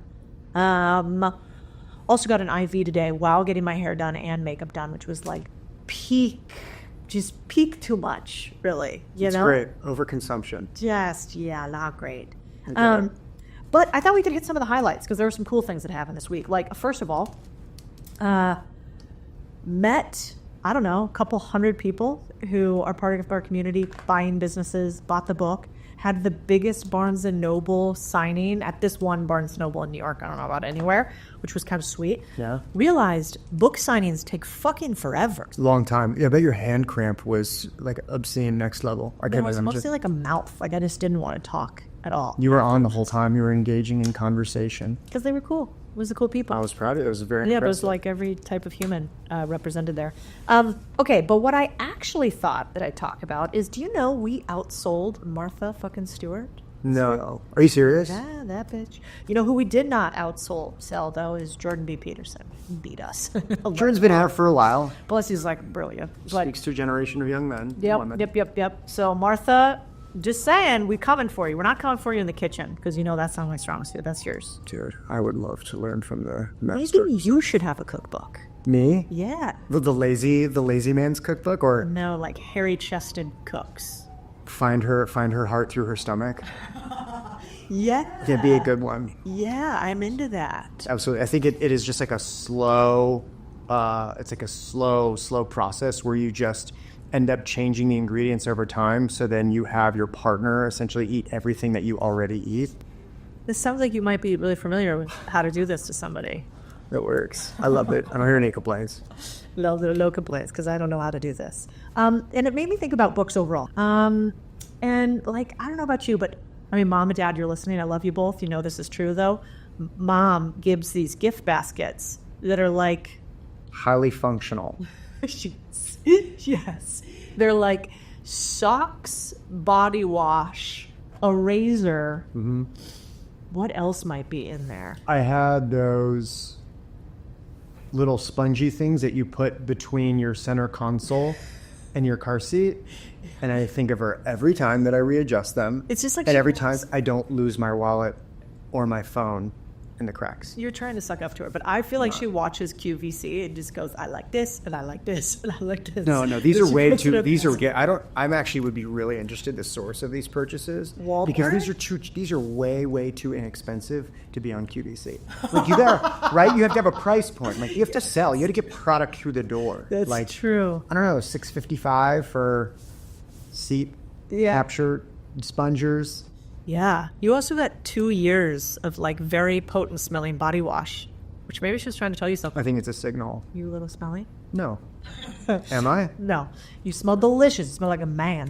So I thought I'd go with, lately I've been asking this question I kind of like, which is, what is the book or a few books that you personally keep going back to and reading? Yeah. I would start with a book that I got introduced to by a dear friend a few years ago when I was looking for what was next in life out of transitioning out of the military. And that was The Surrender Experiment. Oh, yeah. It's just like this great book about this accidental entrepreneur who started as like a community college professor and devout yogi and meditator in Central Florida. And he, came to stumble into, he makes it feel like, this entrepreneurial journey where he was one of the first pioneers in software, and how he didn't sacrifice his morals. He didn't sacrifice Like his paradigm did not shift. He was the same man, it felt like, at the end of his journey, from what at least he communicated in the book. Great book. All right. Yeah. So Surrender Experiment. Yeah, the other one I would say is Dune. I come back to Dune a lot. Yeah, you do. We should reread that book. It's fucking huge. You It read is. that thing? I don't reread it in its entirety. So what do you do? I almost kind of treat it like a cookbook or like the You Bible, just- where you you can just, just like go between chapters, and I just Randomly? stuff. You just kind of I have notes, and like I have a lot of pages like dog-eared and some things highlighted or some notes in the margins. I think it's an incredibly important book for a person who feels that they don't have the power to change, to have impact because of their station in life. He was the proposed prince of his father's dynasty, and then he became the walking messiah of a almost forgotten people. Yeah. And you've seen the movie or read the books, that it was done with like immense strife and sacrifice, and just a testament to, I think, a human will. Do you think you like it because you fought wars in the desert, and it is wars fought in the desert? Maybe. I think it speaks a lot to my generation, especially the global war on terror vets. I think it speaks to the impact a person can have in their own life. And I think it speaks to the fact of belief in a system. Not a system. I'll say belief in like in your personal virtues. Yeah. Right? Like, you can't lie to yourself and lie to people, I don't think. I think it's pretty impossible. I don't know if I agree with that. Yeah. Like, that is what people do who run people typically. Really? They lie to themselves and lie to people? Yeah, I think we're great self-rationalizers. Yeah. I don't think that many people think they're evil, but I think they think they're right, And they, like, can talk themselves into being the good guy even when they're the bad guy, Yeah. It's like, they deserved it. They didn't need this. I'm better. But I'm not sure. I've never been to war, so I can't imagine that part. But I do remember your last deployment. I reread Dune, and I always liked that part where they talked about fear as the mind killer. Yeah. And that whole quote. And I remember when I was hiking Mount Baker, and it was like that snowy whiteout or whatever, and we had the crampons, whatever the fuck this thing's called. And we're on those ropes and the ice picks, and people are falling all around in the little mini crevasses. And I was so miserable and freaked out, and I don't like heights. And I didn't want to go any further, and I kept repeating that phrase, which is like, fear is the mind killer, let it pass through you. And I thought of you. Yeah? So, yeah, I like that book a lot. You know what's the other song that I listened to a lot when you were on deployment? What song? Iron and Wine. Remember that? Oh, yeah. What's it called? Walking Far From Home. Walking Far From It's a beautiful song. Such a good song. He has a really interesting background, too. He's like a professor of film at like University of Florida. So good. And he's been just this incredible artist as well. Yeah. Why? Why that song? Because I always thought about you. You're like walking far from home. And he kind of talks about, iron and wine. And I remember, I think of iron when I think of like steel, and iron back then, as he was talking about, it would have been like a sword, but you got a different type of sword that was a gun, and think about like late nights in like a foreign country with like a bottle of wine. Just, yeah. I wish How I was had the that? bottle of wine. That would have been great. Missed you. Missed you, too. Okay, so we go to, Books. Your turn. mine. Yeah, you got to tell me. Which ones do you reread and go back to? Which one I reread is Shantaram. Yeah. That book is It's such- too big. There's no way you reread 1,200 pages. I don't think it's that long. It's huge.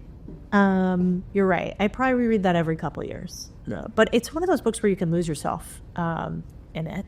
And I always go back to, the story I'm going to go to. Absolutely. So why I think that labor is so important is I remember the story in there about and I reread it when we last went to India, because it's about a man who escapes Australia, kind of loosely based on a true story, but with like spiritualism intertwined into it. And he's a convict, and he killed somebody, manslaughter on accident, goes to prison, escapes prison, goes to India, and gets caught up in India and organized crime until finally he comes to like spiritual awakening. And it's a true story of this man who eventually goes back to Australia to pay recompense for his crimes, and then goes back to India after that. And anyway, the story is beautiful. And it's also beautiful if you're going to India, because it's it's like this perfect picture. But there's this one story about how the guy, the Australian, is like taking a shower in like a really shitty hotel. And he's like 3 stories up or whatever in the shitty hotel, and it's so hot there and there's no air conditioning. He's like taking 3 or 4 showers a day. And he has a little guide with him who's a young Indian dude. And one day he gets up really early with his guide and he sees these guys hauling, these huge barrels of water on their back up the stairs. And he's like, oh my God, that looks so miserable. What are they doing? And he's like, well, his guide says, well, they're filling your shower, of course. And he's like, oh my God, I'm so sorry. I had no idea that that's what they had to do to fill my shower. I'll never shower again. And his guide kind of freaks out and is like, what do you mean? You should shower 6 times a day. Look at these guys. You're giving them labor and work. Look how strong they are. Look at them be able to provide for their family. And I always go back to that because I'm like, that is a perfect example of what people don't fucking understand when they think about capitalism's bad and labor's bad and they're taking advantage of people. It's like, no, to give somebody labor is so beautiful because it gives them an opportunity to be needed, useful, and then to provide for others. Yeah, it's a huge perspective shift. And I think it's like you have to consciously, like when you look at, in my beliefs, if you look at socialism or communism, that is a structure that has to be attended constantly. Yeah. Whereas capitalism tends to right-size itself. And I think that is a perfect example of the trickle-down effects of what happens when there is an exogenous effect and somebody decides to mess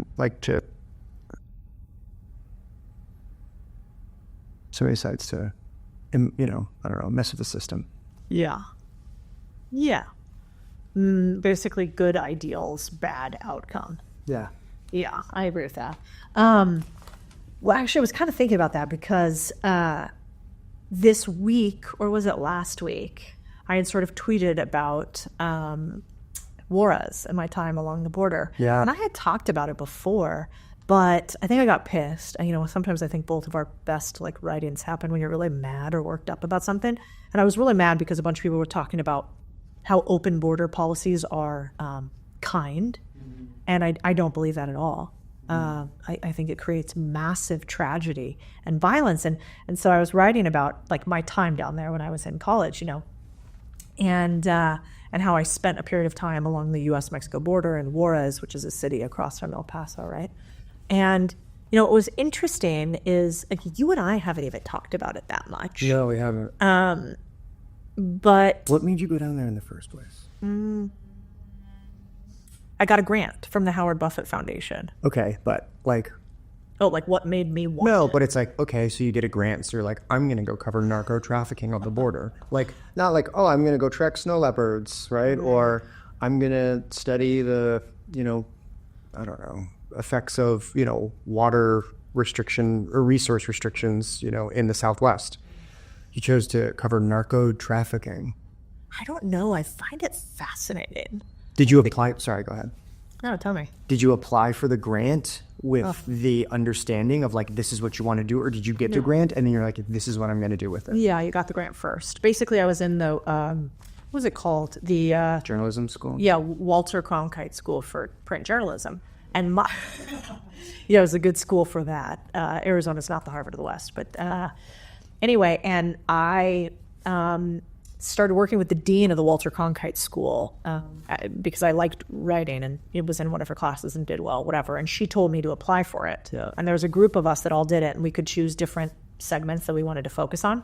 And I think that maybe it's similar to you in some ways. I find it fascinating to go and see people that I cannot understand. Right. I don't actually understand why someone would rape and mutilate a woman along the border continuously. I don't understand why you would want to be in a cartel with a bunch of other cartel members that are, violent and hurt you too and have a high probability of going to jail. That's just such a different world than me. Yeah. And I think part of me, I'm just massively curious about humans and the depths we can go to depravity and the heights we can go to, heavenliness. Yeah. And so, I wanted to see the full breadth of humanity.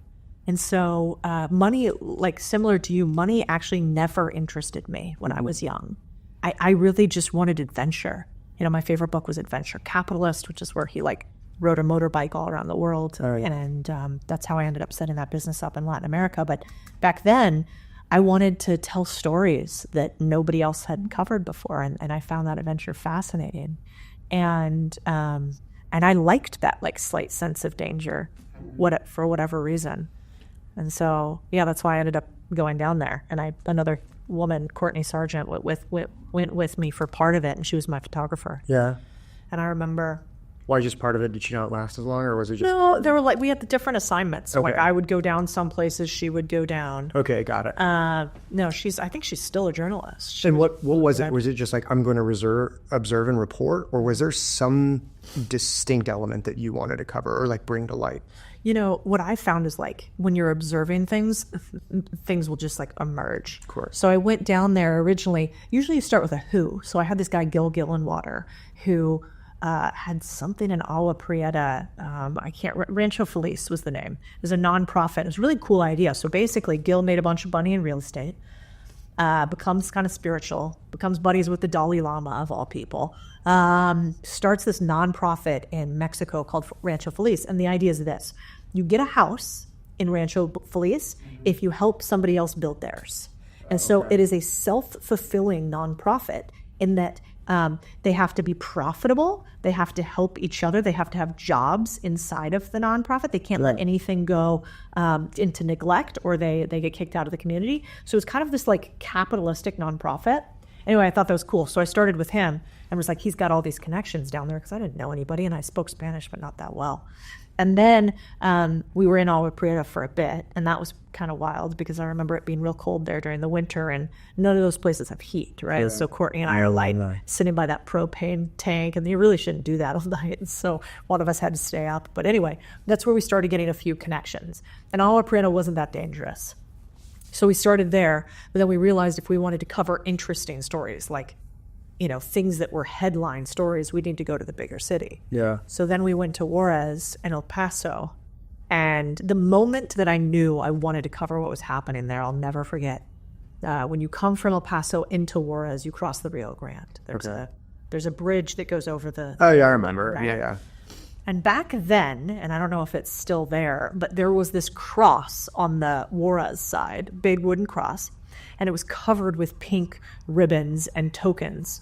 And every single one of those was for a woman who was missing, las desaparecidas. Okay. And it was a big cross, and in my mind, it's probably even bigger than it is, but I remember it being like towering to me. And I remember looking at it and thinking, my God, like all these murdered women, you know, why? How? Who's doing this? And then as you walked the city, all along the city, you'd see crosses, like little memorials with, you know, like the Sons of Maria or whoever, and pink little pamphlets of the missing women. And when I saw those, I was like, how can so many like beautiful young girls just go missing and nobody cares? And it's like right there. It's like stone's throw from El Paso. You know, how could that be? But when you look at it, though, is it just a different social dynamic, like not caring? Like people grieve differently. People value human life differently. Do you think they had just become so socially conditioned to seeing it happen that it was like not a factor of if but when? I think that darkness, or like, I think that bad things love darkness. Bad things love darkness. Like operators go out at night, right? Why? Because like the cover of darkness, I don't know why, but it's just easier to operate when things are opaque. And the interesting part about Juarez is that most of the people who were there are transient. So they have these big maquiladoras, the factories there, right? Where U.S. companies manufacture like Home Depot parts. Lowe's has big maquiladoras. We went in many of them, and they're like these, you know, assembly lines where they bus in women predominantly because the men fought too much. So it was almost all the workers, and there would be young women. So they're docile, they don't fight, they get paid less. There's no cartel like activity there because they're young women. They bus them in from these like little shanty towns. Most of these women aren't even Mexican. They're like from Central America or South America, or they're from South Mexico. Oh, wow. Okay. So it's a really vulnerable population where these women are getting sent up north because they can make money and send it back to their family, and the money's real for their family that they can send back. So they don't commute. They're there the entire, or they're there for extended periods of time. They're there for extended periods of time. A lot of them are trying to get to the U.S., right? This is like a stop off on the way to try to get to the U.S. Got it. Or to make money in the meantime. But they are super vulnerable because they don't have family, or if they do, family gets separated easily there. And so I think there's this opaqueness there where you usually would know everybody in a small town, and there you don't, because you have all these people funneling through. And then you have a bunch of people trying to cross the border there. It's one of the most porous sections of the border in an urban area.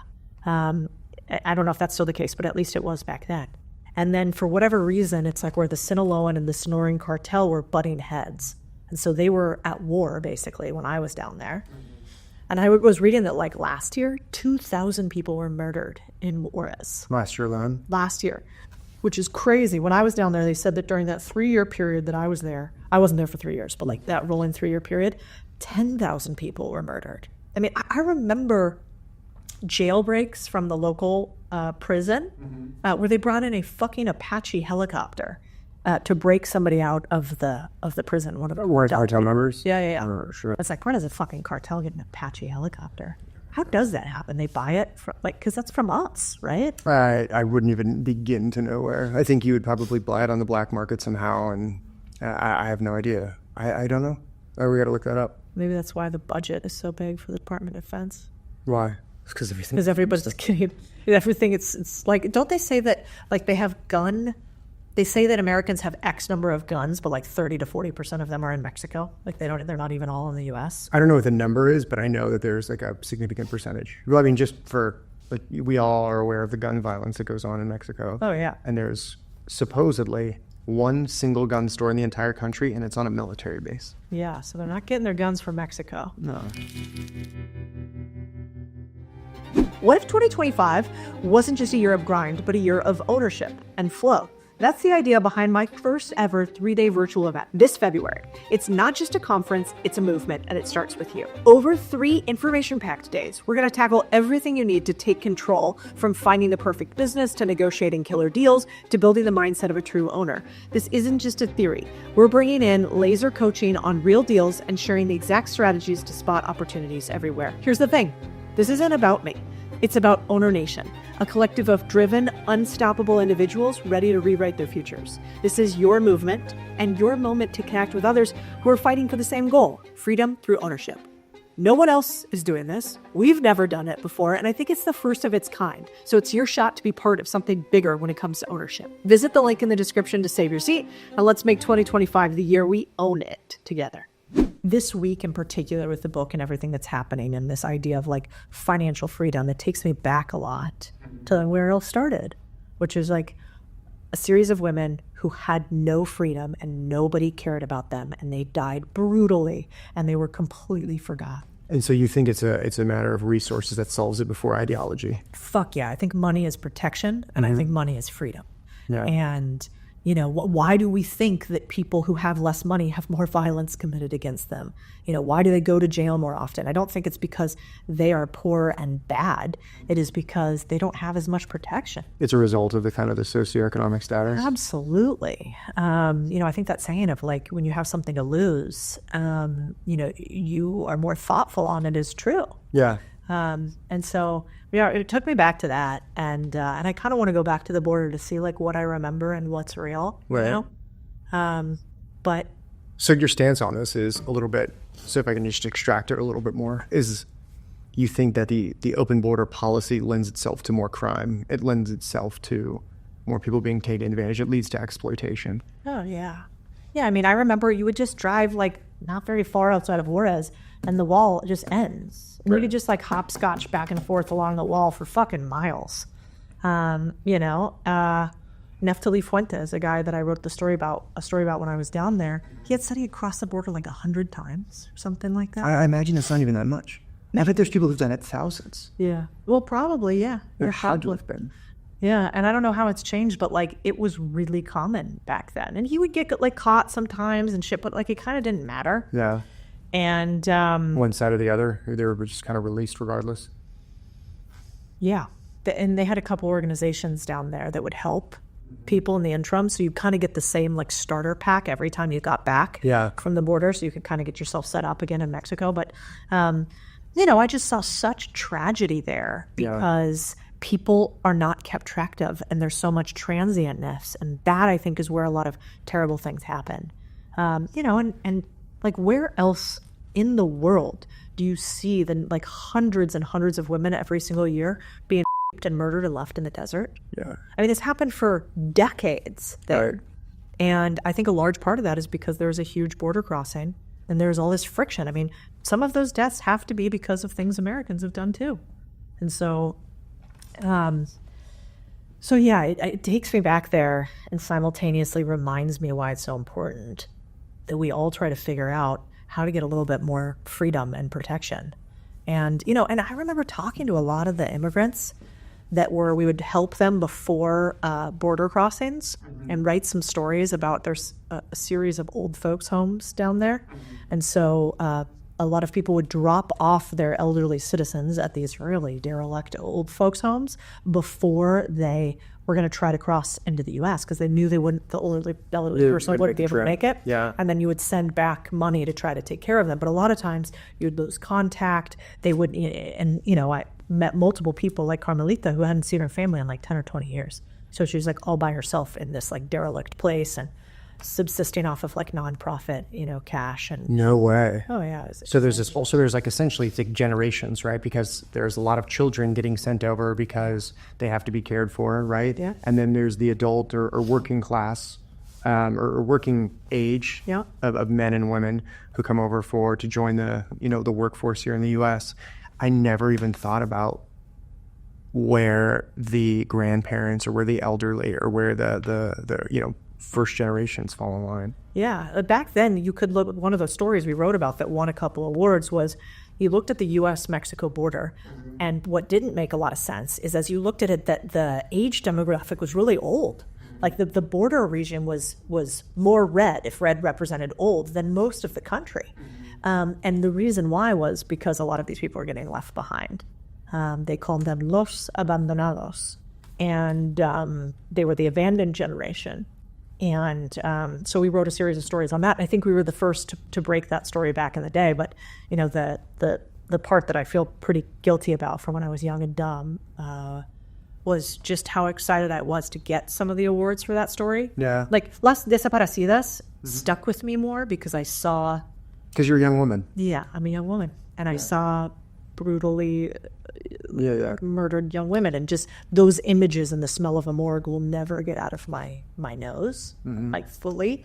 But that had been sort of covered before, so like it was so new to me, but had been covered.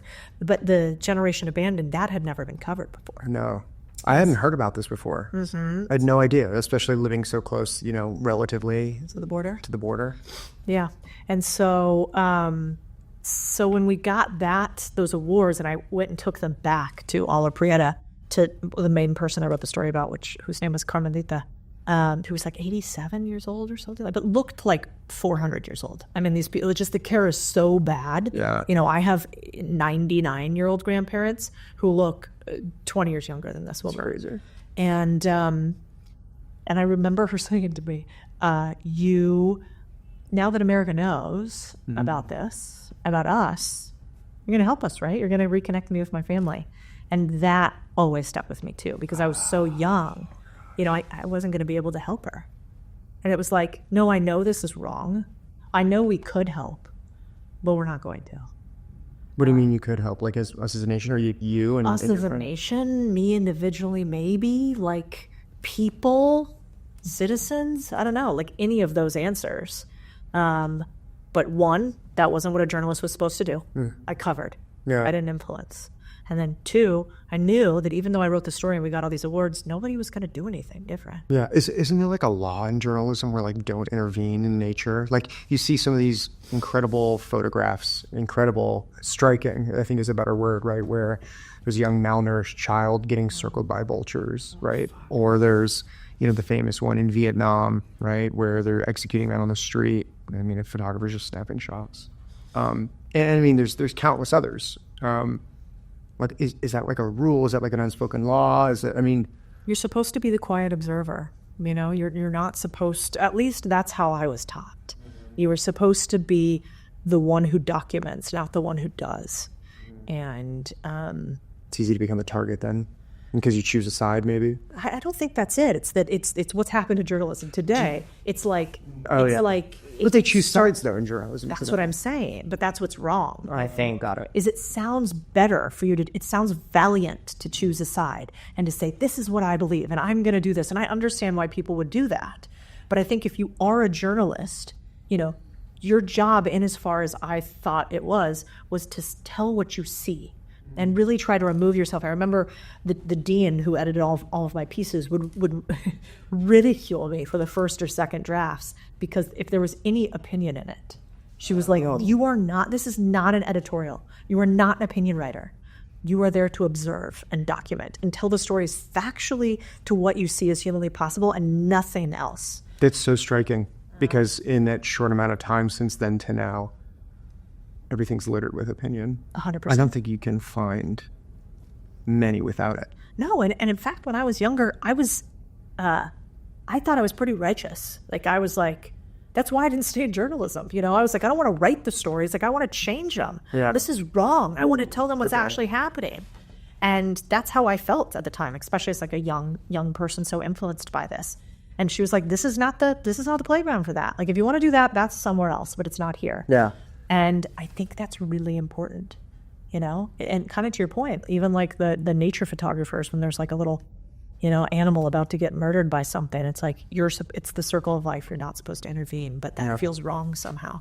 No, I think intervention's also top of mind considering what just happened a few hours ago. Yeah. Right? With Daniel Penny being acquitted. Oh, yeah. I mean, I think there was a generation of young men hanging on by a thread to what was going to happen on this. Yeah. I mean, to hear, you know, he was a service member, and to hear, like, I mean, just as a young man, what happens when you see, like, violence or purported violence or threats, and then you're disincentivized from intervening? I mean, like, it's insane. I mean, you hear these stories like our friend in the security world, Spencer Corson. You know, he's talked about times where you hear these cases where there'd be a domestic dispute going on, a man like just beating a woman senseless in public, somebody intervening. Turns out, you know, it's a husband-wife pair that are, you know, drug addicts. Boom, this guy gets sued, right, for assault. And she doesn't press charges on her husband, and like it just goes down. And so to see Daniel Penny, where something like that happens when he intervenes, you know, a man was still alive when police arrived. Whatever happens at the scene of the incident, but at the end of the day, person protecting other people intervenes, and you know we put him through this incredibly difficult process. I know. What are we telling people who help other people? Yeah, I would love to see like a movement for like a Daniel Penny law where it's like give some protections, afford some protections to people who intervene. And I mean, I know that would probably get tricky from the legal side of the house because there's so many nuances and variables. But I mean, from a base level, at least now, I think young men are now saying, okay, opt out. Well, now opt out. I don't know, but because after this judgment, I think now it's like, okay, I'm not completely lost. That's true, but I guess they put that guy through hell. Yeah. So, but again, like, and if that was me, that woman on the subway, and no one came to my aid, could you even imagine? Like, yeah, what an awful society. Yeah, no, exactly. And I think you see it like from city to city, right? I mean, I don't think there was anything that we would find in Austin, Texas like that. It'd be interesting to see. You know, you kind of don't know, right? Until That's true. I say it now, and I'm like, well. Well, I would say it more like this. Like, I remember the other day, you're just like, everybody thinks that they're going to do something and step in until it happens to them. Mm-hmm. Like, you know this. You've had many incidents that, you know, I won't say, that where somebody's done something bad, and you've stepped up. You've been like, hey, something happened. It's not acceptable. I do not allow, you know, violence to happen near me in this way. So like, I'll answer the call. But I don't think a lot of people answer the call. I think a lot more people than realize it.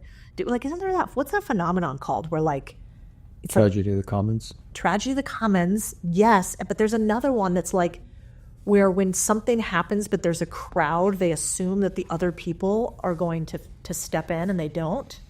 Ooh, I don't know. We'll figure it out later. Somebody will tell us in the comments. But basically, that's the idea. Is like you're basically like, somebody else will deal with it. Somebody else will deal with it. Yeah. And that's how like terrible things happen in big groups. No, well, mom mentality, but it's like the anti. It's like, it's like because you can hide, you can hide, like, you can commit violence and hide amongst a crowd because if you're all guilty, no one is guilty. Yeah, exactly. But if you single out an individual for it, yeah, or you make the assumption that somebody else will intervene. Yeah. Well, I remember when I was a journalist in Phoenix, I did a ride along with a cop, and we got called to a house for domestic violence. Okay. And he was like, "Oh, we're going to XYZ place," and he's like, "It's this lady and this Like guy." he knows about like like he the name. knew Like that. there's a Yeah, and he was name like, for "Oh, them. it's Sally and Tom again." Wow. And we get there, and let's call her Sally. Is like beat to fuck. I mean, she is like bleeding. She is disheveled. He's obviously fucked up. And she's like, "Oh no, nothing happens here." And the policeman tried to talk her, and he's like, "Nothing. Something obviously happened here. What happened? You called us," because she had called the police to stop him from beating her to death.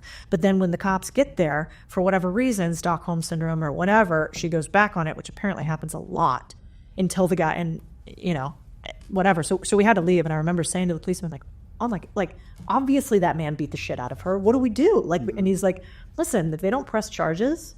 And they don't, unless we see something happen where we have a right to take that guy into custody, we legally can't do anything.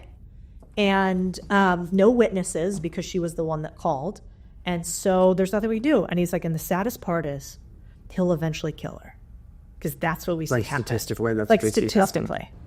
That's terrible. Yeah.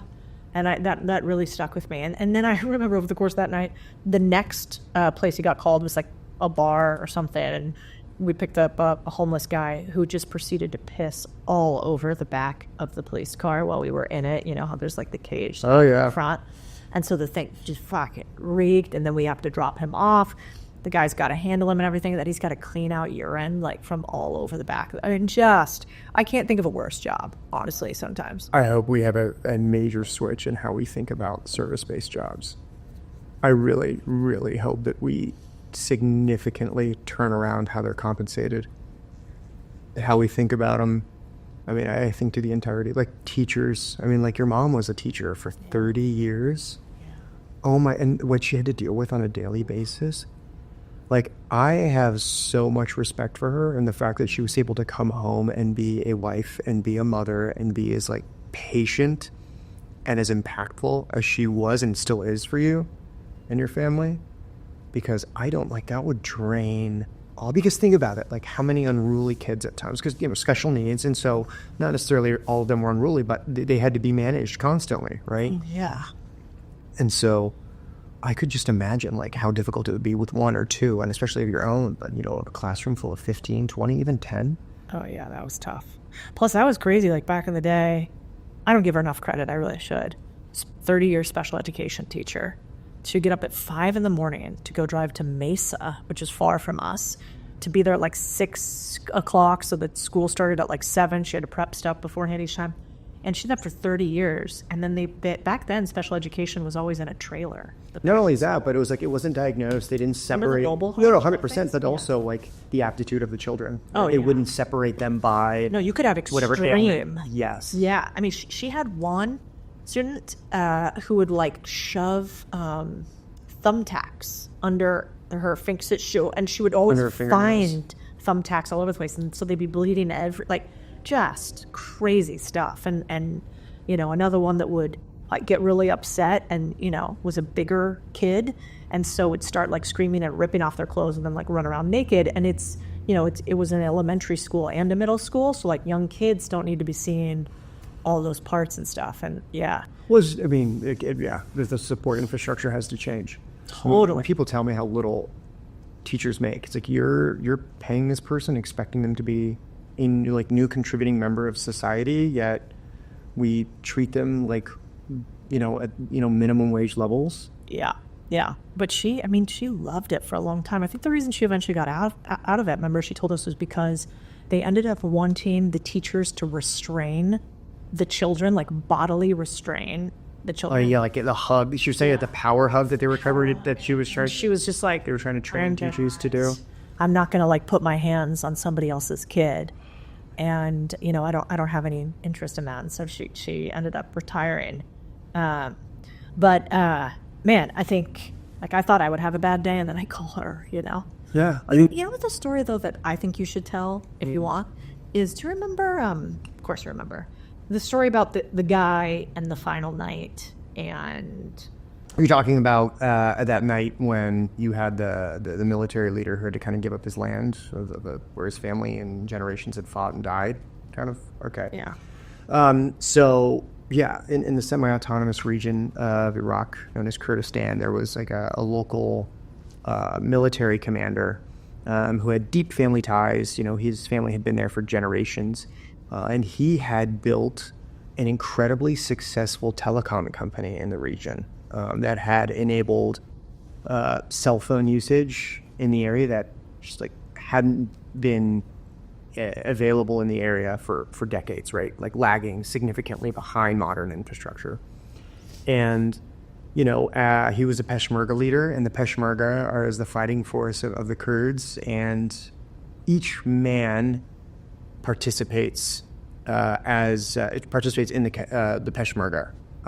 It's like compulsory service, but it's like 10 days out of every month. I mean, it doesn't matter what walk of life you come from. You serve in the Peshmerga. And he had been a commander for the area, incredibly well respected, incredibly well regarded. And this was during the counter-ISIS campaigns. And later, Iraq War, Operation Inherent Resolve. And I remember the conversation that I had with him, because we were given an order to like leave our area because there was like an internal skirmish from Iraqis and the Kurds, and essentially this was towards the end of the conflict with ISIS, where they were declared military defeated in the country of Iraq, and the Kurds and the Iraqis, have butted heads for a really long time. They've had a lot of disputes, and that's like a nice way to put it. If you go back and you look back on what was done by Saddam Hussein against, an entire ethnic generation, it was just awful. Kurds. Yeah. And when you have a conversation with this man, these are other people that he had fought with side by side for the last few years. The Iraqis. Because now the Iraqis, the enemy of my enemy is my friend. And they had a common enemy in ISIS. And I think the hope always was that these two groups would hopefully find peace, right, in their want for a peaceful, to rebuild Iraq. Mm-hmm. And so this man who wielded incredible power, who had incredible influence, extremely wealthy, just sits there the night before we leave and talks to us about how this is just an accepting factor of history in the area. Because what is an accepting factor? Because the Iraqis were pushing the Kurds further away back into, traditionally older Kurdish territories, areas that they had bled and fought and defended, so that ISIS didn't, move eastern from, Iraq through Kurdistan all the way to the Iranian border. Like they had held their position, they had fought them off. And you see the Iraqi forces the next day turn their weapons at the people with whom they've been fighting alongside, for the last few years. And a lot of these individuals, right, men my age and younger, even a lot that were older, had not experienced the crimes against each other that their past generations were responsible for. And so it was, a blood feud. It was, we were bred and born to dislike one another. And I mean, there's a ton of politics and ethnic dynamics that are at play, but you have this incredible helpless feeling because you spend time and lives and resources thinking that people change their ways, or at least the course of history might alter slightly instead of reverting back to what it's been, because there was the defeat of a common enemy, right? There was like a common goal achieved with one another. So basically, the Peshmerga and the Kurds helped the Iraqis defend against ISIS for years. For years. And the second that ISIS becomes eliminated, the Kurds live on really valuable land. Yeah. A lot of resources. Yeah, something like, I think And the Iraqis come in and they take everything back from them. Yeah. So they wouldn't fight the hard wars. They let the other guys die No, for them. they fought the hard wars. They absolutely did. I mean, the Iraqis lost a lot of lives, taking back Iraq from ISIS.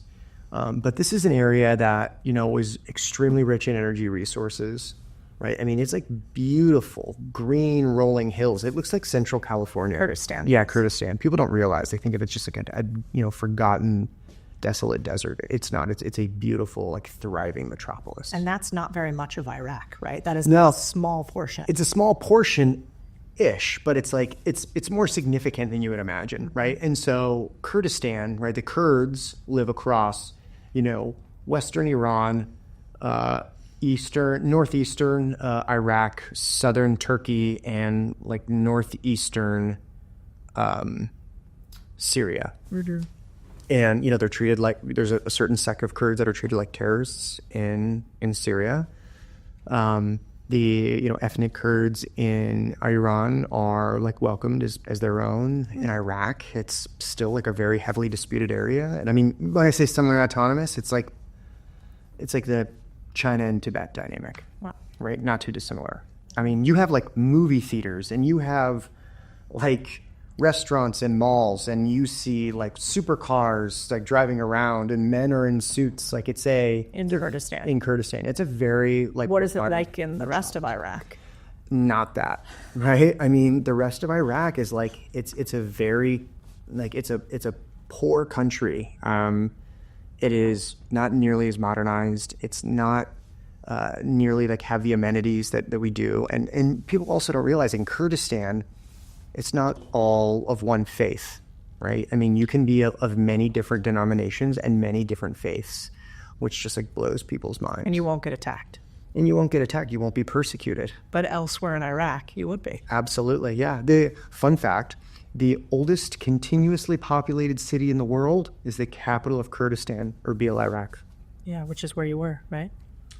Around there and other places, yeah. Oh, copy, right. Yeah, cut that out. Yeah. So you see this guy and you see resources, and so that's why I ask so many of these questions around it, because I saw a guy with resources. I saw a guy who changed. I saw him be the leader of these people who would do anything for him, who fought and bled and stood there at the edges of existence, knowing full well that the people who were helping him might turn their backs on him, or would likely if history had repeated itself as it did. And he had to go back to a life of which, how do I put this? He wasn't revered by his partners for what he did. Mm-hmm. He was thankless, and he was taken advantage of.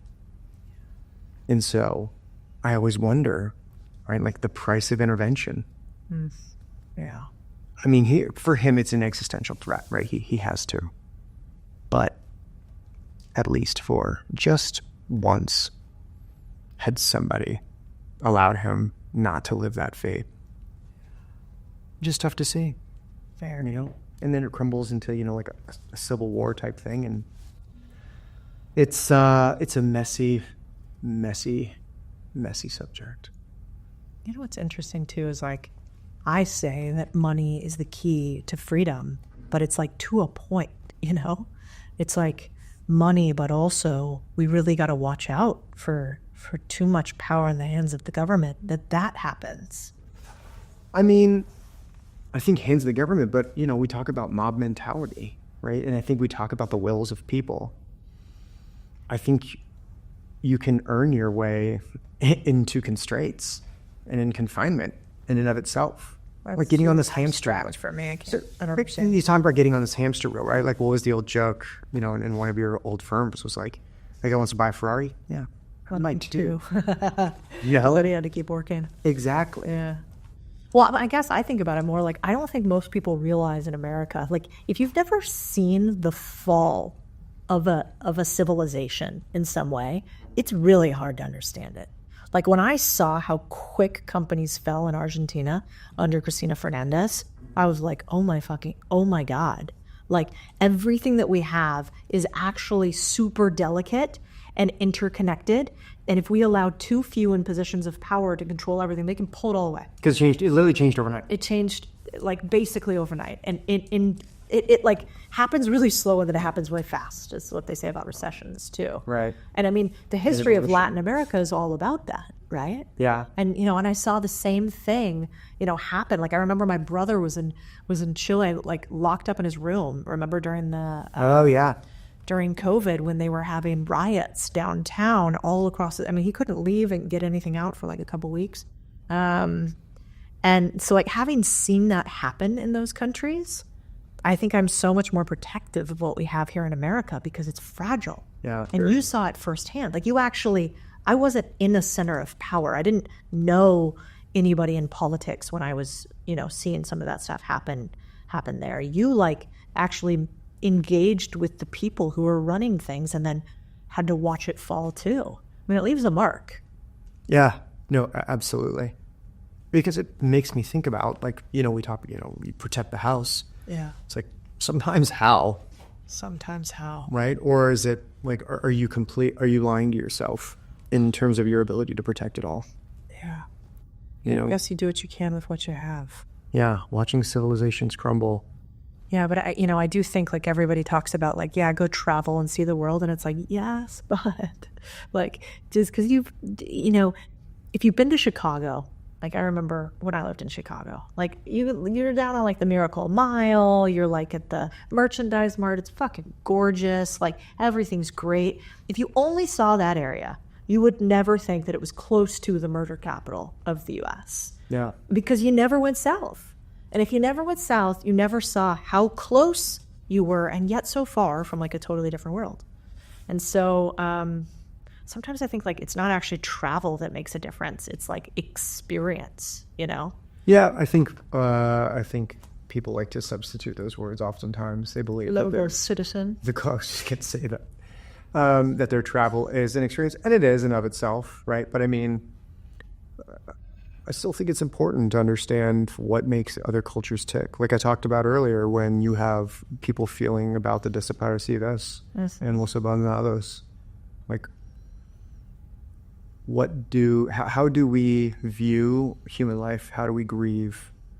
Because I would also argue that, you know, their system is better for elderly care, right? I mean, you take care of your grandparents. Yes, you take care of your entire families. Whereas us in the U.S., you know, we send them off. Their communal system is way better, yeah. Their systemic nationwide system, fucking awful. I agree. But, like, they don't just let go of their elderly people. Yeah. You know what also made me realize? Like, I'd be curious your take. I think evil exists. I think there are evil motherfuckers that will do really terrible, terrible things. And it's hard to believe it if you haven't seen it. But it's our job to, like, protect against that if you have any resources at all. Yeah, I mean, I say often, and I think you probably would agree since of what your experiences were as a journalist, but, like, I don't think I'll be surprised by human nature ever again. Yeah. You know what I mean? The ability for someone to do something just so evil and lascivious or just so offensive against another person or society writ large. And I hate that that's the view. Like, don't get me wrong. I wish it wasn't a view that I held. But it's very difficult to be proven opposite. Yeah, I think you're a very optimistic realist. You're like, lots of shit can happen. Lots of good shit can happen too. Well, I love you. I love you. This was fun. You exist in the world. Me too, you. I'm so proud of you. What a great week. Thank you. It's been fun. Yeah, I hope the book helps. I hope it makes a mark and people get a little bit more pushback on freedom. I do too. We'll see. All right. See you guys next week.